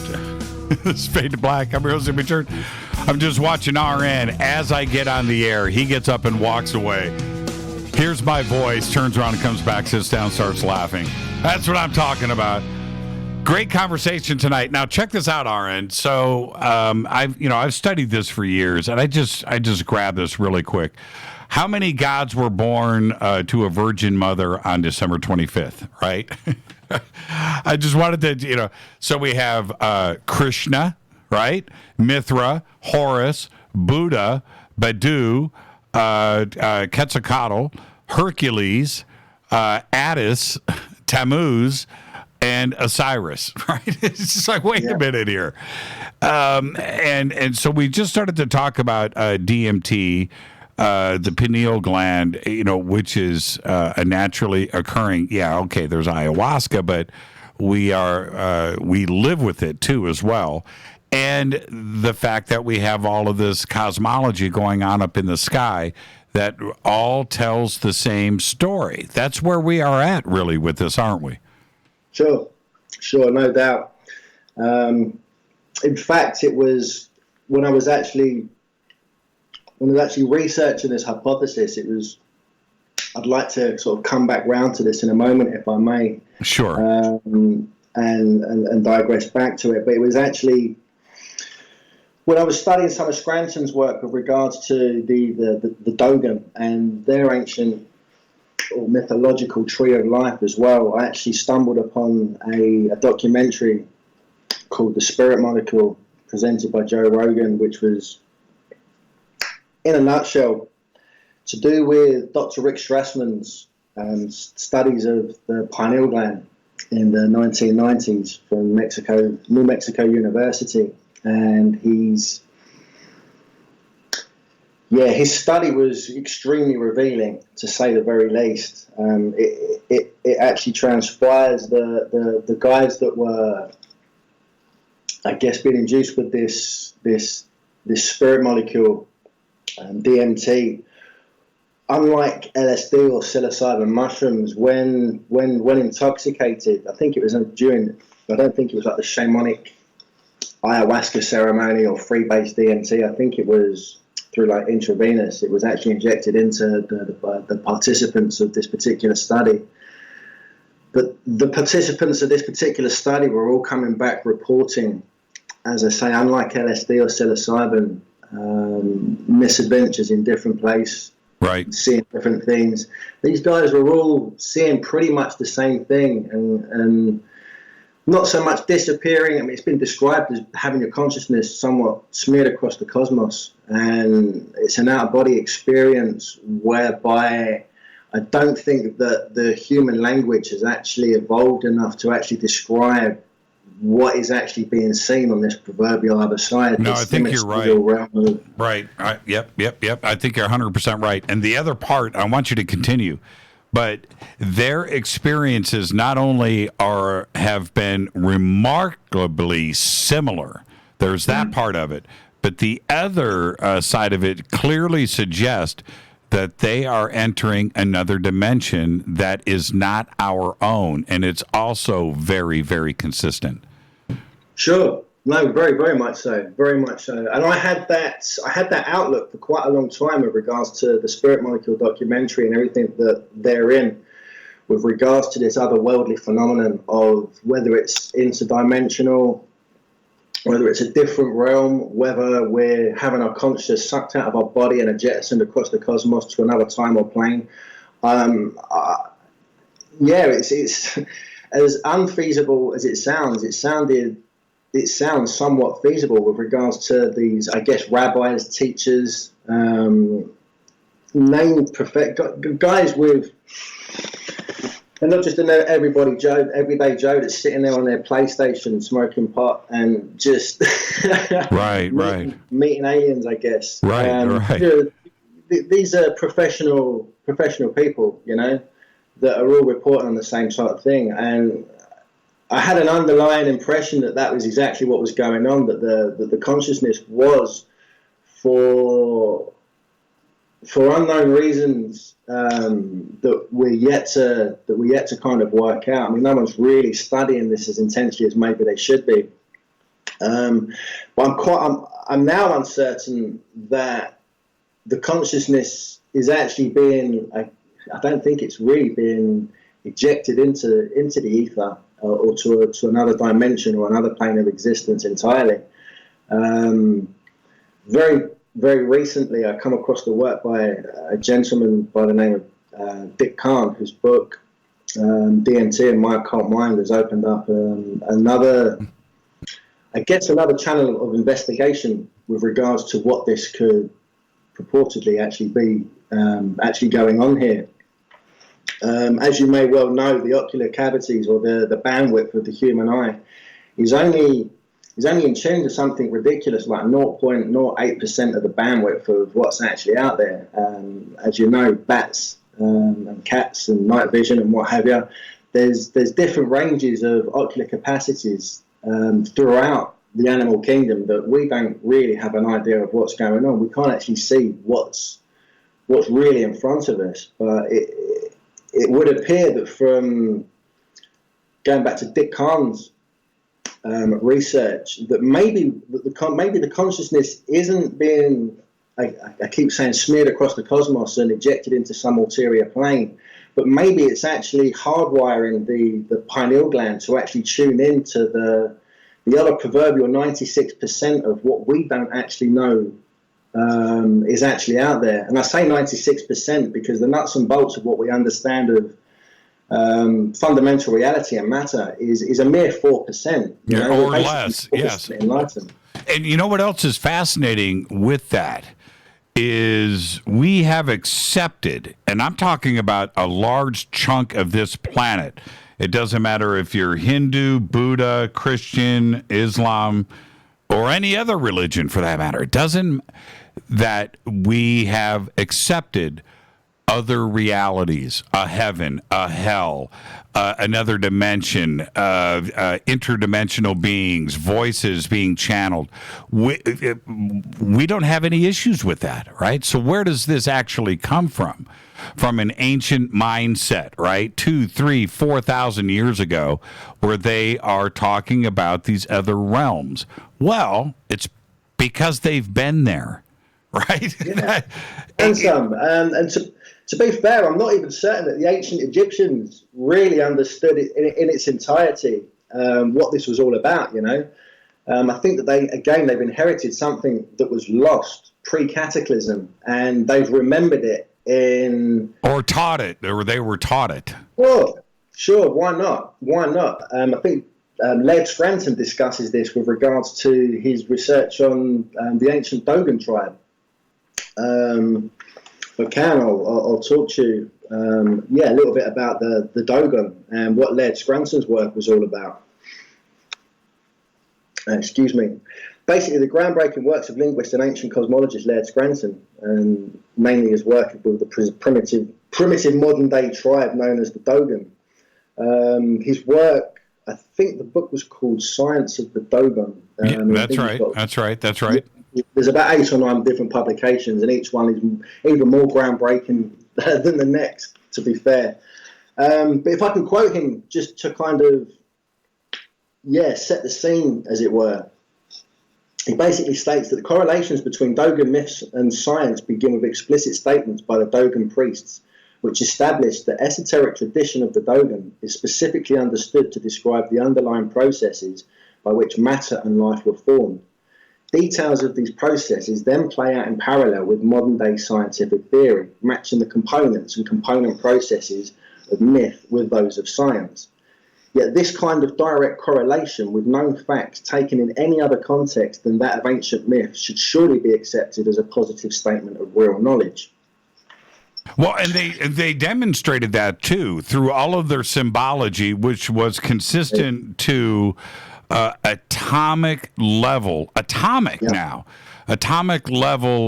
construction of not only atoms and what they consisted of, but that same symbology crossed over into Egypt and other cultures around the world too. Where does the knowledge of what is on the inside of an atom come from? From an ancient tribe like the Dogons. Sure, and it's something that I can't explain.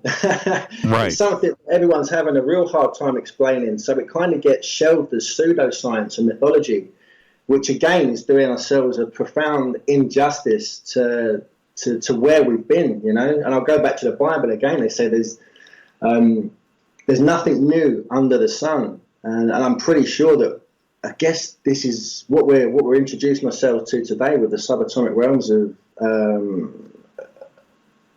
these excuse me, these higher sciences. I think that we're rediscovering something that we've discovered a long time ago, and it only makes sense as well that we should remember, if indeed this has played out before, that if we've actually cracked what this whole riddle of consciousness is all about, if we actually understand the biomechanics of the human brain and what it means to be human and the potential realms of whether it's out-of-body experience or whether it's reincarnation, it's where we've come from, it's where we're going. I think these are channels that need to be explained and researched a whole lot more, as opposed to just getting that same juxtaposition where we're constantly being laughed at for bringing up these hypotheses. There's something underlying here, and it's extreme, as I keep saying, but it is extremely profound. Either we can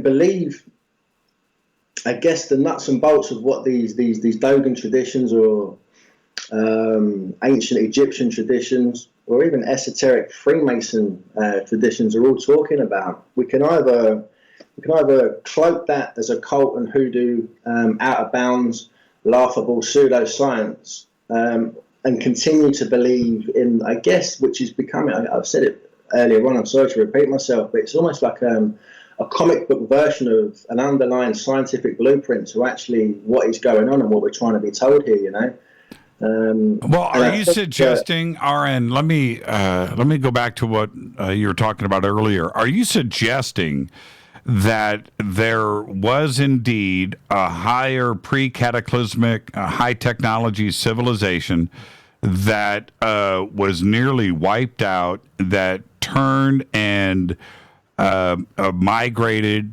into not only Egyptian culture, Dogon culture, South American and Far East cultures, where this knowledge was just shared with everybody around the world? Is that what you're suggesting? Yeah, certainly. And it's not just myself either. Obviously, going back to the names of your Scrantons, Carlsons, Wests, Clausens, Hancocks, they're all saying the same thing. And it's the more you look into this, the more obvious it becomes. Well, the skeptic will say, and I would love to hear your answer for this. The skeptic is going to say that you're not giving enough credit to Stone Age man, that they knew how to carve these stones. They knew how to place them at 10,000 BC. They knew how to quarry. They knew about fine art. They knew about the stars, and they studied this, and that's what it was. It wasn't anything crazy or phantasmic with some high technological society that was running around before the Ice Age. And these guys are still stumped on how these megalithic masterpieces, I guess, right, were actually engineered, let alone transported and constructed with phenomenal precision, with not just with the stars, but with one another across the globe. Well, with the Great Pyramid, that's one thing. We can question the dating on that. I think it's 50,000 years old. I don't think it was 2,500 BC, but. We don't know the dating of it, right? We don't have anything definitive. But Göbekli Tepe, we do. Okay, now we've got carbon dating there that says clearly, without question, 10,500 BC and older. Now, wait a minute here. Göbekli Tepe wasn't supposed to exist. You would think that would shut the skeptics up. It hasn't. Why is that? I think that there's, without wanting to, I'll offend them. No, you're not going to. There's a lot of old men in very expensive buildings that are basically scared of their life work being not for nothing, but it's like if it's not broke, why fix it? But they can't see that this historical timeline is broke. Something most definitely came before. I mean, I'd like to quote from my book again, if I may be so bold. If you can consider this, if you will. I mean, what if I told you that history is merely 50 or so lives long? What do I mean by this? Now, if you can let me explain. Documented history, that is the earliest chronologies of civilized society, being that of ancient Sumerians in Mesopotamia and the early dynastic Egyptian counterparts. They're historically dated as emerging separate of one another sometime around 3,500 BC. Yet it wasn't until the meteoric and unexplained rise, and then the peculiarly sudden and almost illogical decline regarding technological know-how, and that a writing system was introduced around 3,100 BC. So 3,100 BC, then, we can effectively state that we have a starting point or a fixed point of reference. Now, what do I mean by 50 lives long? Now, the average human life expectancy in living in the modern era is around some 72 years or so. And it's not uncommon for us to exceed 100 years. Now, with this in mind, if we endeavoured to measure recorded history against the life cycles of human beings equated to that of 100 years, and in fact, each lifetime was in fact lived out back to back. That is to say, a man or woman is born, lives 100 years, dies, and then another man or woman is born, and the cycle's repeated. From our starting point of reference, 3100 BC to 2018, we find that the documented human story is a fascinatingly mere 51 lifetimes long. That's absolutely staggering as far as I'm concerned, and we can shorten that as well with regards to the advent or the time of Christ. If we do that, then the timeline or the chronology of history is only 21 lifetimes long. Something's clearly missing, you know. Randall Carlson, I'd like to bring up, suggests the following analogy for this as well. If we equate the timeline of modern anatomical human beings of 180,000 years or so, and documented history of, say, the last 5,000 years and create a hypothetical yardstick from which to measure, what becomes glaringly apparent is that for every inch of our 36-inch yardstick is the equivalent of 5,000 years, only one of which accounts for the entire catalogue of recorded history. Right. Where's the rest? That's exactly right. I've thought about this so much. The problem that the academics have with this, when you look at it, is now we're talking about hard numbers. And when you talk about hard numbers and the evidence clearly says one thing, but they are asking us to accept another, and they don't have the best way that I can put it. They don't have evidence on their side. All we do is present more evidence. We present something else. We hear, and their answer is no.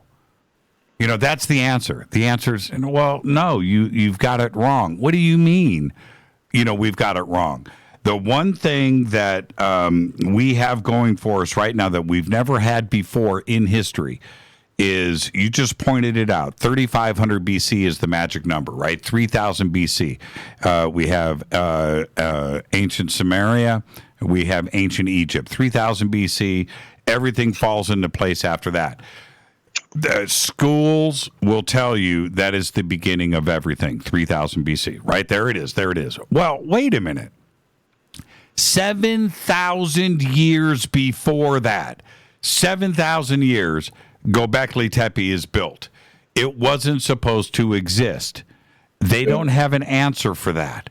And all we do is present more and more hard facts. And that's the problem that I have. You can give them all the numbers, but they're just going to say no. And that's the answer. And that was covered over as well, I believe. It was deliberately covered over. Now, we're going to head towards a break right here. Deliberately covered. Why was it covered? We have a few different possibilities here. Mine is that they knew that a cataclysmic, world-changing event was about to happen. They had warning of it. They covered it up to save it for us. That's what I think. Why do you think it was covered up? I think you've basically got the money shot there. I think you've hit the nail on the head. I think there's no other rhyme or reason to actually do so. It's like a preservation society, you know. Yeah, and it doesn't stand alone either. I mean, if we're talking about the impending cataclysm, which quite clearly happened, obviously going back to the Greenland crater now, we know something happened. And when the top side, it's going to be quite hellish, you know, the fallout from such a celestial bombardment, let's say. Top side, it isn't going to be great for living. It's not going to be very inhabitable, no matter where you are, no matter what your locale is on the face of this beautiful pale blue rock. But we're still, where do you go when the top side is, let's say, uninhabitable because of the fallout, because of this cataclysm? You go to ground, and I'm pretty sure you're aware with what's being uncovered throughout the rest of Turkey, and indeed a lot of Europe now as well. We talk about Cappadocia and the underground bunker-like complexes that are cut into sheer bedrock. One that I discuss in my book is called Derinkuyu, which basically has some 12 subterranean levels, as I say, that are dug into bedrock, that not only have ventilation systems, running water, X, Y, Z. They have enough, I guess, space and occupying facilities down there to house in extent of some 20,000 people. And it doesn't stand alone either. There's some 200 of these subterranean bunker-like accommodations that are popping up, not just in Europe but all over the world. There's mythologies about it being part of the Inca Maya mythology. They haven't, don't get me wrong, they haven't yet been excavated, let's say, but the ones in Cappadocia and Derinkuyu in Turkey are absolutely breathtaking. And I think it's somewhat dismissive to go again with the mainstream madness, which basically says, they were hunter-gatherers. They dug these complexes into the ground so they could hide from invaders and conquerors from a bygone age. It's like, come on, what? Do you understand how long it takes to actually build something like this? And where's the logic? If someone's hiding underground, what do you want to do? You're just going to wait them out. They're going to starve. It makes no sense whatsoever, other than, I guess, topside is uninhabitable, and we know that it was now some 13,000 years ago at the end of the last ice age. And one of the most fascinating things about that structure is the rolling doors, the round doors that could roll into place, that are just ginormous and huge. It's ingenious ingenuity, actually. It beggars belief. It actually beggars belief. Coming away from that slightly, but with regards to the ingenuity and the size of the rocks and the cumbersome, whether it's the quarry and the stonemasonry or however you want to describe it. But I guess the bells and whistles, the razzmatazz kind of picture postcard, let's go to Egypt, is all because of the Great Pyramids. And as fantastic and as profound and significantly mind-blowing as they are, when you realise that they're not just tombs. A few miles south of there, in Saqqara, we've got what's known as the Serapeum, and I'm sure you know all about that. I mean, these wonderfully carved granite. They're saying that they're like bulls' coffins, bulls' caskets for burial ceremonies that are again cut into and transported into the bedrock below the plateau. It absolutely beggars belief. And I bring some of my research to my father. My father's actually in the construction trade with diamond drilling. And when I'm showing him things with regards to things like the Serapeum and some of the groundbreaking work of Christopher Dunn that you had on the show very recently, again, 2 and 2 doesn't make 5. We can't reconstruct this ingenuity today. It's beyond it. Yeah, we're still saying that the proverbial copper chisels and stone wielding work gangs were carving these some 3,500 years ago. That's right. Let's take a break right here. Our guest tonight, R.N. Vooght. We're talking about his new book, The Spirit in the Sky. More when we come back after this short break. This is Fade to Black. Stay with us.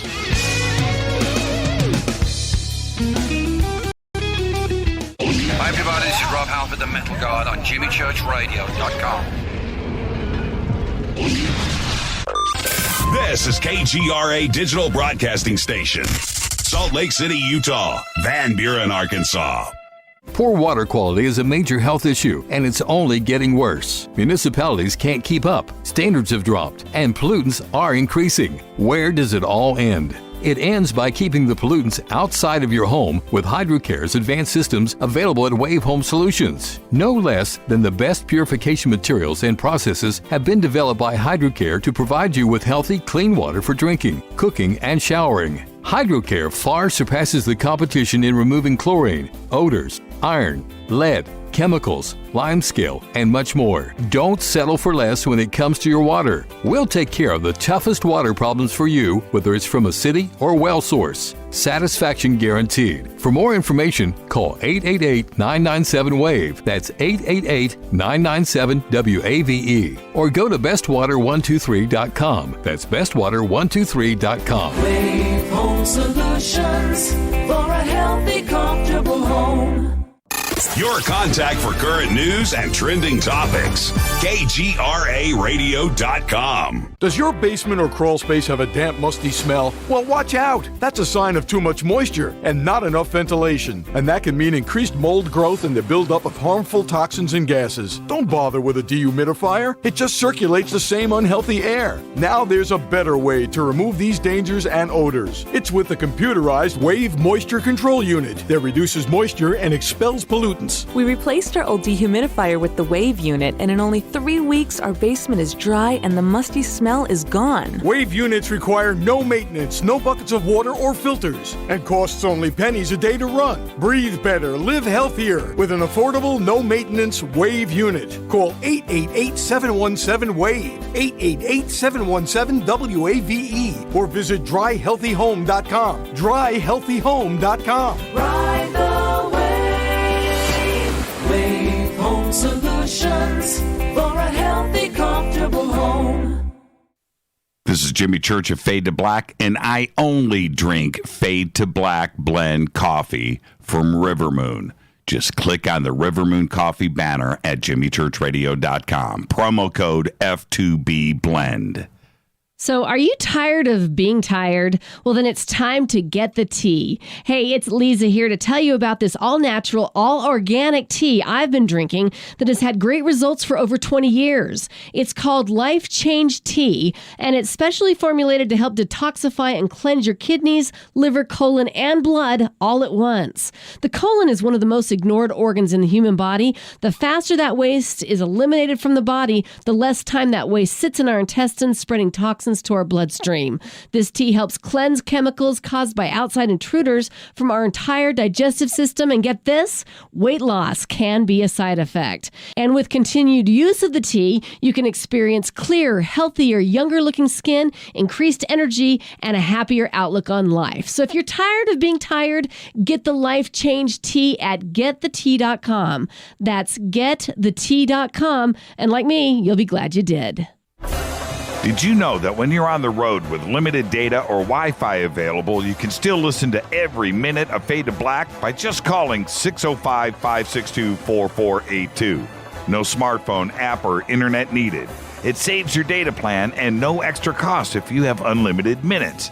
Just call 605-562-4482. You can listen to me, Jimmy Church, on any phone, anytime, anywhere.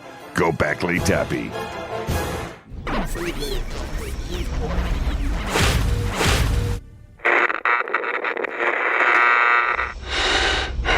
You want to know a secret?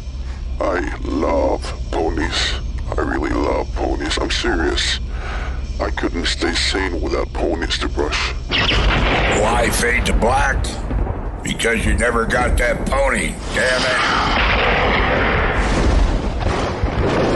This is Fade to Black with Jimmy Church on the Game Changer Radio Network and KGRA, the Global Radio Alliance.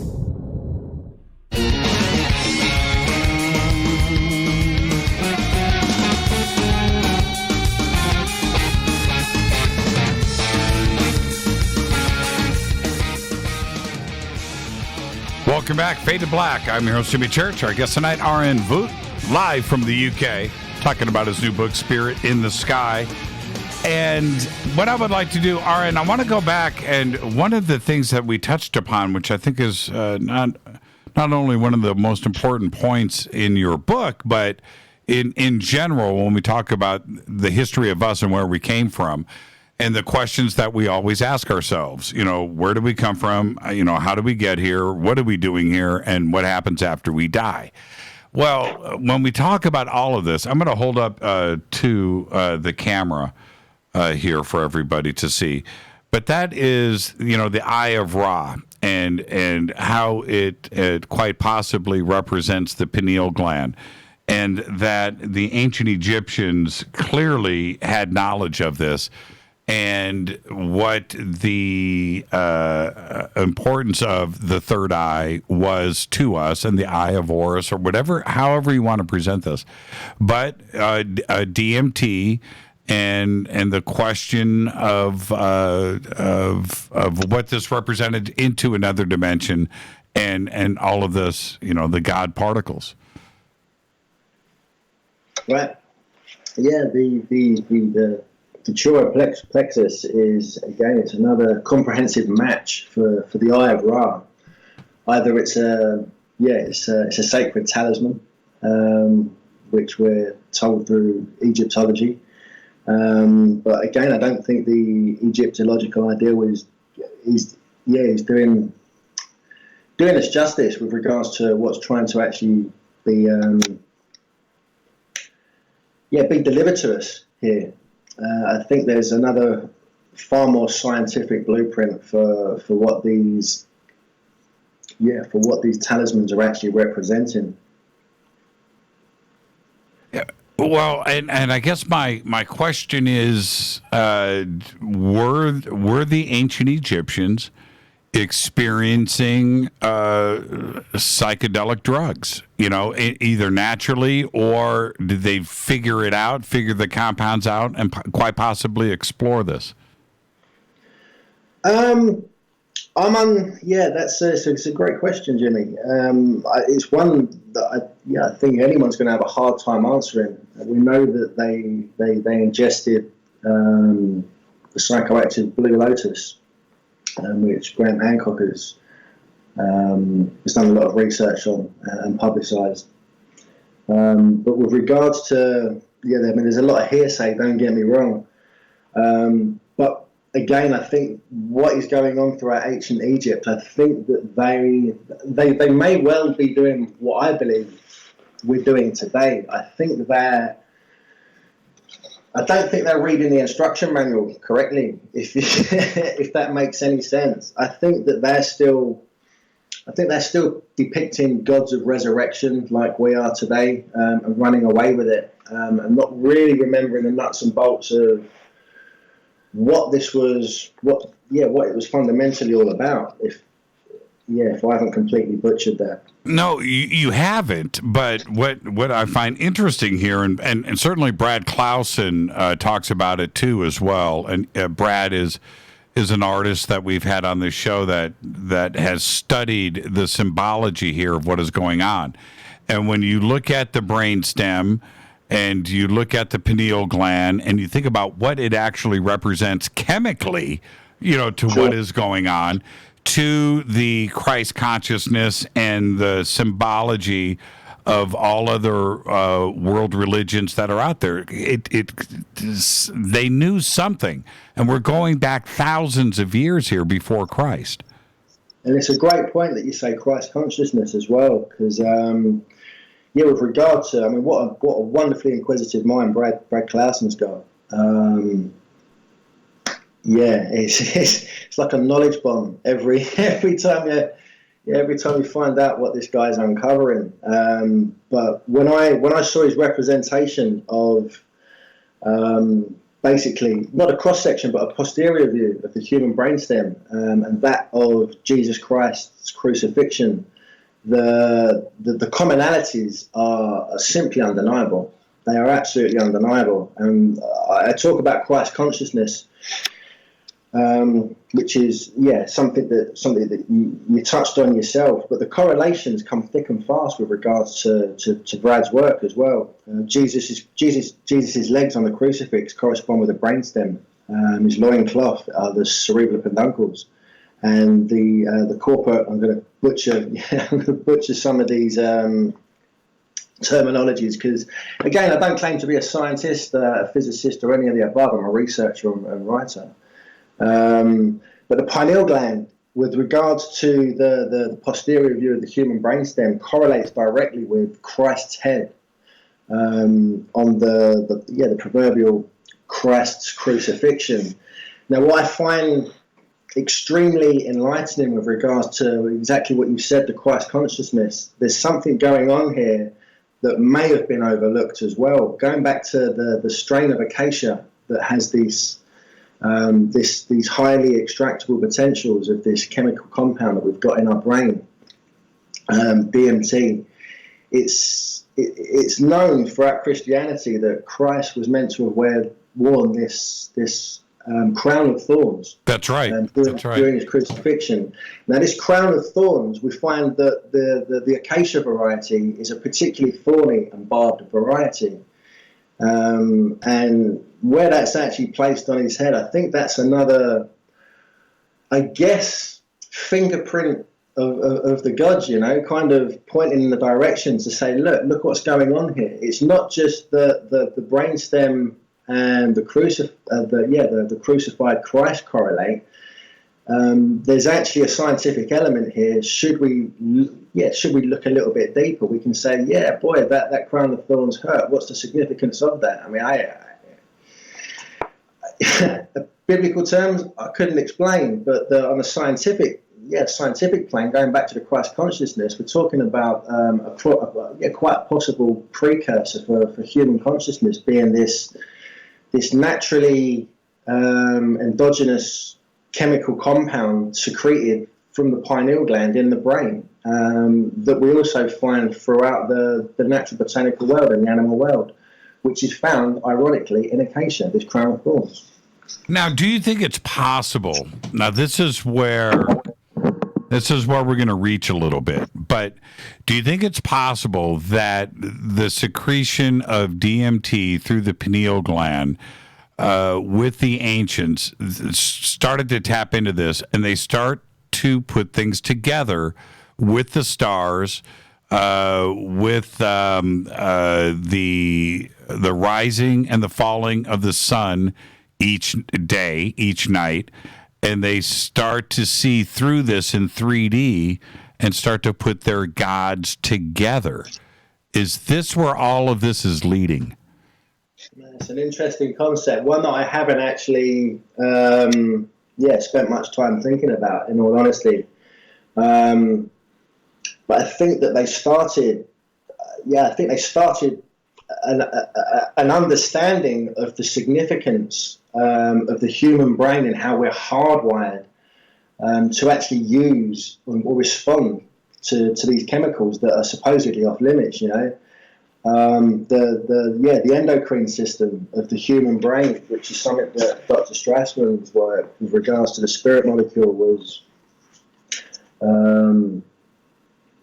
explained is basically what I believe someone not in ancient Egypt but prior to this cataclysm had a profound understanding of, and I think it's something that someone like Dr. Strassman is uncovering again, that's been lost to us. And I think that the knowledge that had been accumulated in yesteryear, I think that if we found this today and this hadn't played out before, and we had an impending cataclysm coming, I mean, we know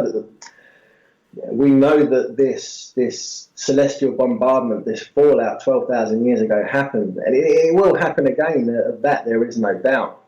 But I believe that if we knew that our impending civilization was about to come to pretty much an abrupt end like it did in yesteryear, I think that the accumulated knowledge what am I trying to say? I'm trying to say that I think that as a species we would want to preserve this knowledge and try and hand it down to technologically and scientifically, if not spiritually savvy society that might rise out of the ashes of what once was, you know? Well, and what I'm suggesting here is that through different psychoactive, and we're specifically talking about DMT here, where you are introduced to another dimension, possibly another parallel world, also out into the universe. The zodiac, Aquarius, Pisces, Libra, Virgo, all of these things, Leo, are all the same. And it can go back to Göbekli Tepe. It's certainly in Dendera, all the way to Greece and Rome, where everybody was seeing the same thing in the skies. And all of the god myths that have been talked about over millennia are all the same. And I think it all goes back to the pineal gland and how it was represented through all of the symbology. There's something consistent here with all of this. Not everybody could have been born from a virgin mother on December 25th. Right. I think again. I think you're hard on the money again. I think you've hit the nail on the head once again. But I think a wonderful way of preserving this information is with mythological metaphors and allegories that are kind of almost like a breadcrumb kind of situation for a scientifically savvy society to actually follow these breadcrumbs and actually work out exactly what's going on, or again believe that gods were actually rescued from inside trees or sit on clouds and throw down thunderbolts and return on winged horses. It doesn't really make a lot of sense to in my mind to keep kidding ourselves that these gods were actually real people that walked the earth. I think that there's another underlying scientific blueprint for exactly what's going on here. Especially when DMT, not only is it secreted in the human brain, it's also found in our spine, spinal fluid. It's found in our lungs. A great variety of botanical varieties across the globe, and throughout the animal kingdom as well. I wanted to ask you. We talk about Osiris a lot. Is there a specific origin for the word, for the name? Which is interesting in itself. There is? Okay. I love dissecting etymologies of words, and Osiris itself, OS has got a plethora of meanings. And the two most revealing for myself in a medical dictionary, it's known as an opening or to open. Another description for Os or OS is a godlike deity. Iris, it doesn't take a lot of explanation, we're talking about an open eye. And again, we can go back to the pineal gland as well, which for all. I'm trying to not get ahead of myself explaining this, but Dr. Rick Strassman, it was his enlightened mind with regards to the spirit molecule and what he's basically showing the world what this, the profoundness of what this third eye actually means. It's quite jaw-dropping. Well, where do you think? What was the original question, Jimmy? I do apologize. The etymology of Osiris. Right. And so, as we start to close out here, and I do want to thank you for all of this tonight and the book.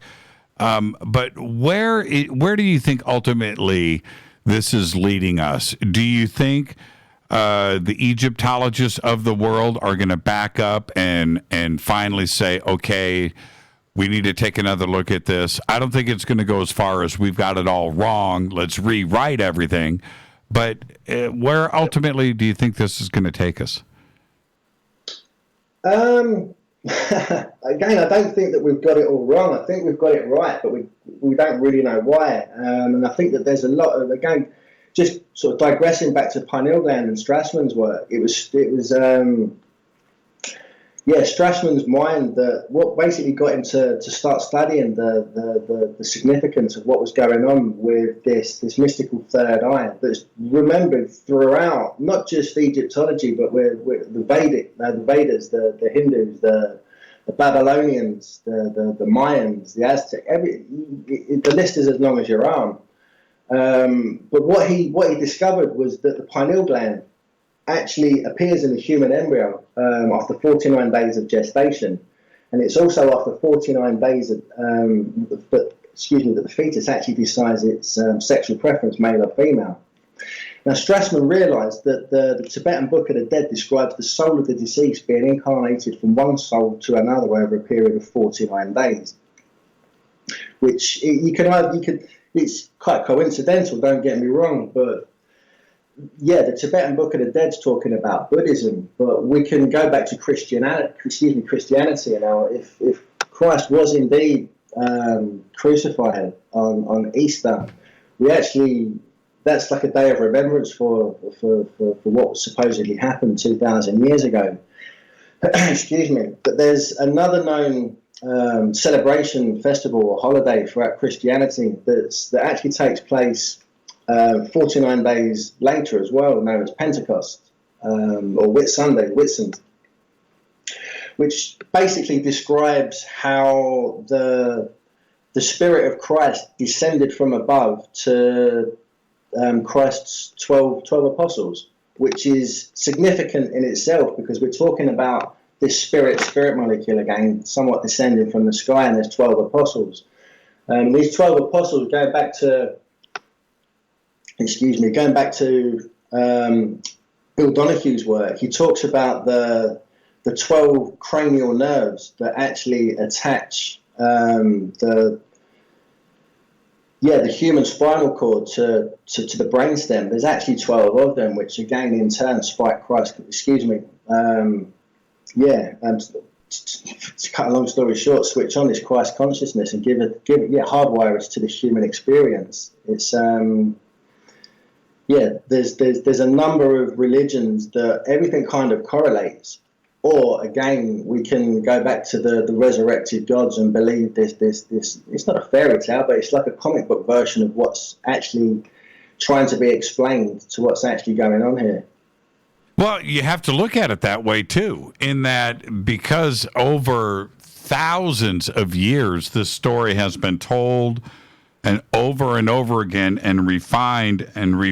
By the time we start to get into the modern sense of the world, which is, around year 0, 100 AD, it had to get refined. And that's exactly what they did with it. I mean, they didn't have a choice. So it would turn into a comic book version, I even hate to say that, of the story because it's been told so many times. Yeah, and it's another little bit of history repeating. I mean, I was discussing Brad Clausen's work as well with the posterior view of the human brainstem and the correlations that go hand in hand with Christ crucified. If you actually look at the bust of the ancient Egyptian god of resurrection, Osiris, as well, the same posterior view of the human brainstem also correlates with the eye of Horus, which is the true eye plexus. The headdress that Osiris wears correlates with the brainstem's thalamus. The pineal gland, this is the sun disk and the serpent. We've also got the crook and flower, which it beggars belief. I mean, the crook and flower are the cerebral peduncles. It's obvious once you see it hand in hand.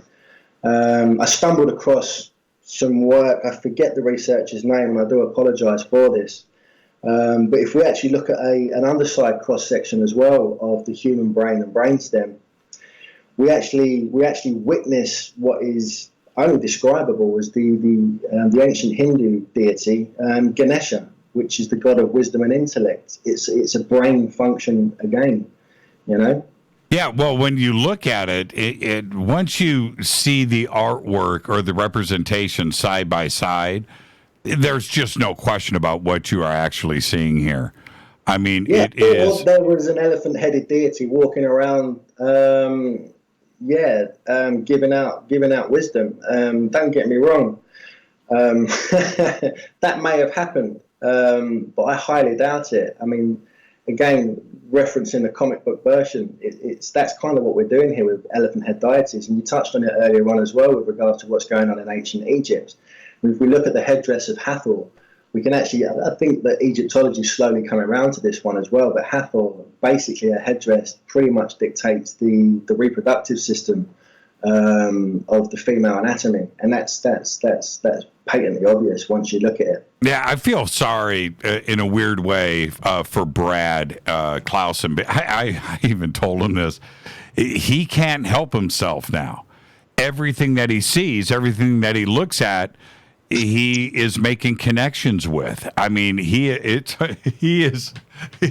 just, it's unbelievable. He's condemned. It's unbelievable. Yeah. When I saw his work from Magical Egypt, episode 2, I mean, putting this together myself, I thought some of it was so profound, it was unbelievable. And trying to kind of put it into a nutshell and describe it over a couple of hours is very, very hard to do. But seeing what Brad Clausen's doing now as well, we see some of the old, if not the single oldest sculptures known to man, the Venus of Willendorf or the Venus of Hohlefels. We're told that are fertility goddesses with wild childbearing hips and what have you. It doesn't, I mean, to a certain extent, that you can see that, but that is almost the classic case of pareidolia. We're actually being told that that's a fertile female. Or we can look at Brad Clausen's work and actually say, my word, that's nigh on carbon copy for the nuts and bolts of the human brainstem and endocrine system. That holds a lot more weight than a fertility goddess. There's no question about it. And so, Richard, thank you for the conversation tonight. It was just amazing. Where can everybody get the invitation? It's been an absolute blast. Where can everybody get the book? Amazon.com, Amazon UK. And I do apologise if I seemed a little bit sort of holding back information. Only my latest book that's actually going to be coming out beginning of next year as well. There's a lot more correlations that go hand in hand with this that I don't really want to publicise too much until I've obviously got the work out there.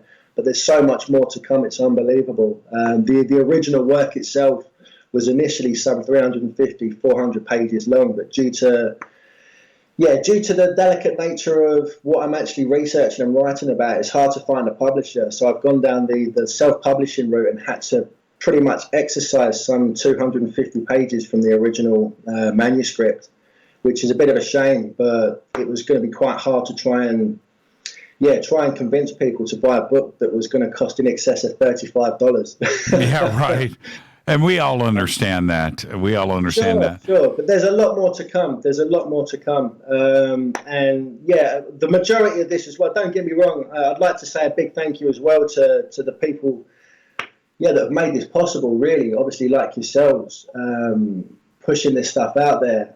But without these heavyweights of this particular genre of research, the majority of what I've compiled is literally on the shoulders of the giants like the Hancocks and Clausens and Strassmans of the world. And Graham Hancock, I'd like to say a particular thank you to as well, for actually giving me the honour of actually putting his book and promoting it on his website as author of the month of December 2017. So it's nice to know, that the support's out there as well. And it's appreciated, and thank you again, sir. Yeah, thank you, Richard. And the links for everything are up over at jimmychurchradio.com. I look forward to the new book coming out, and I can't wait to have another conversation, Richard. Thank you so much. I look forward. Thank you very much indeed. All the best. Happy festivities. Yeah, you too. R.N. Vooght. And the book again, Spirit in the Sky, Ancient Cosmological Gods, and Where in the World we find them. I'm your host, Jimmy Church. This is Fade to Black, and I'll be right back after this short break. Stay with us.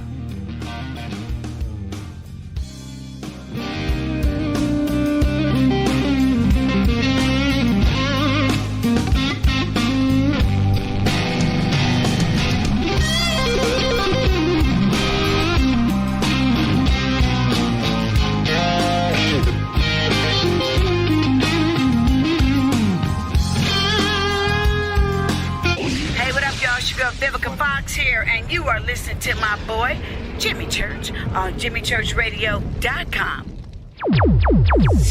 Despite popular opinion, reading a book will not make you smarter. But listening to Jimmy Church will. Hurricanes, earthquakes, wildfires. This year we've experienced more than our fair share. This is Jimmy Church of Fade to Black, and last month I decided to make sure my family does not have to worry about food should we get caught in a real emergency situation. Introducing Numana, a healthy, storable product that tastes so good that you'll want to eat it every day instead of just during those times of duress. All Numana products have a 25-year shelf life, are MSG and GMO-free, no preservatives, and are made in America. With the Numana pack in your home, you'll be able to sleep at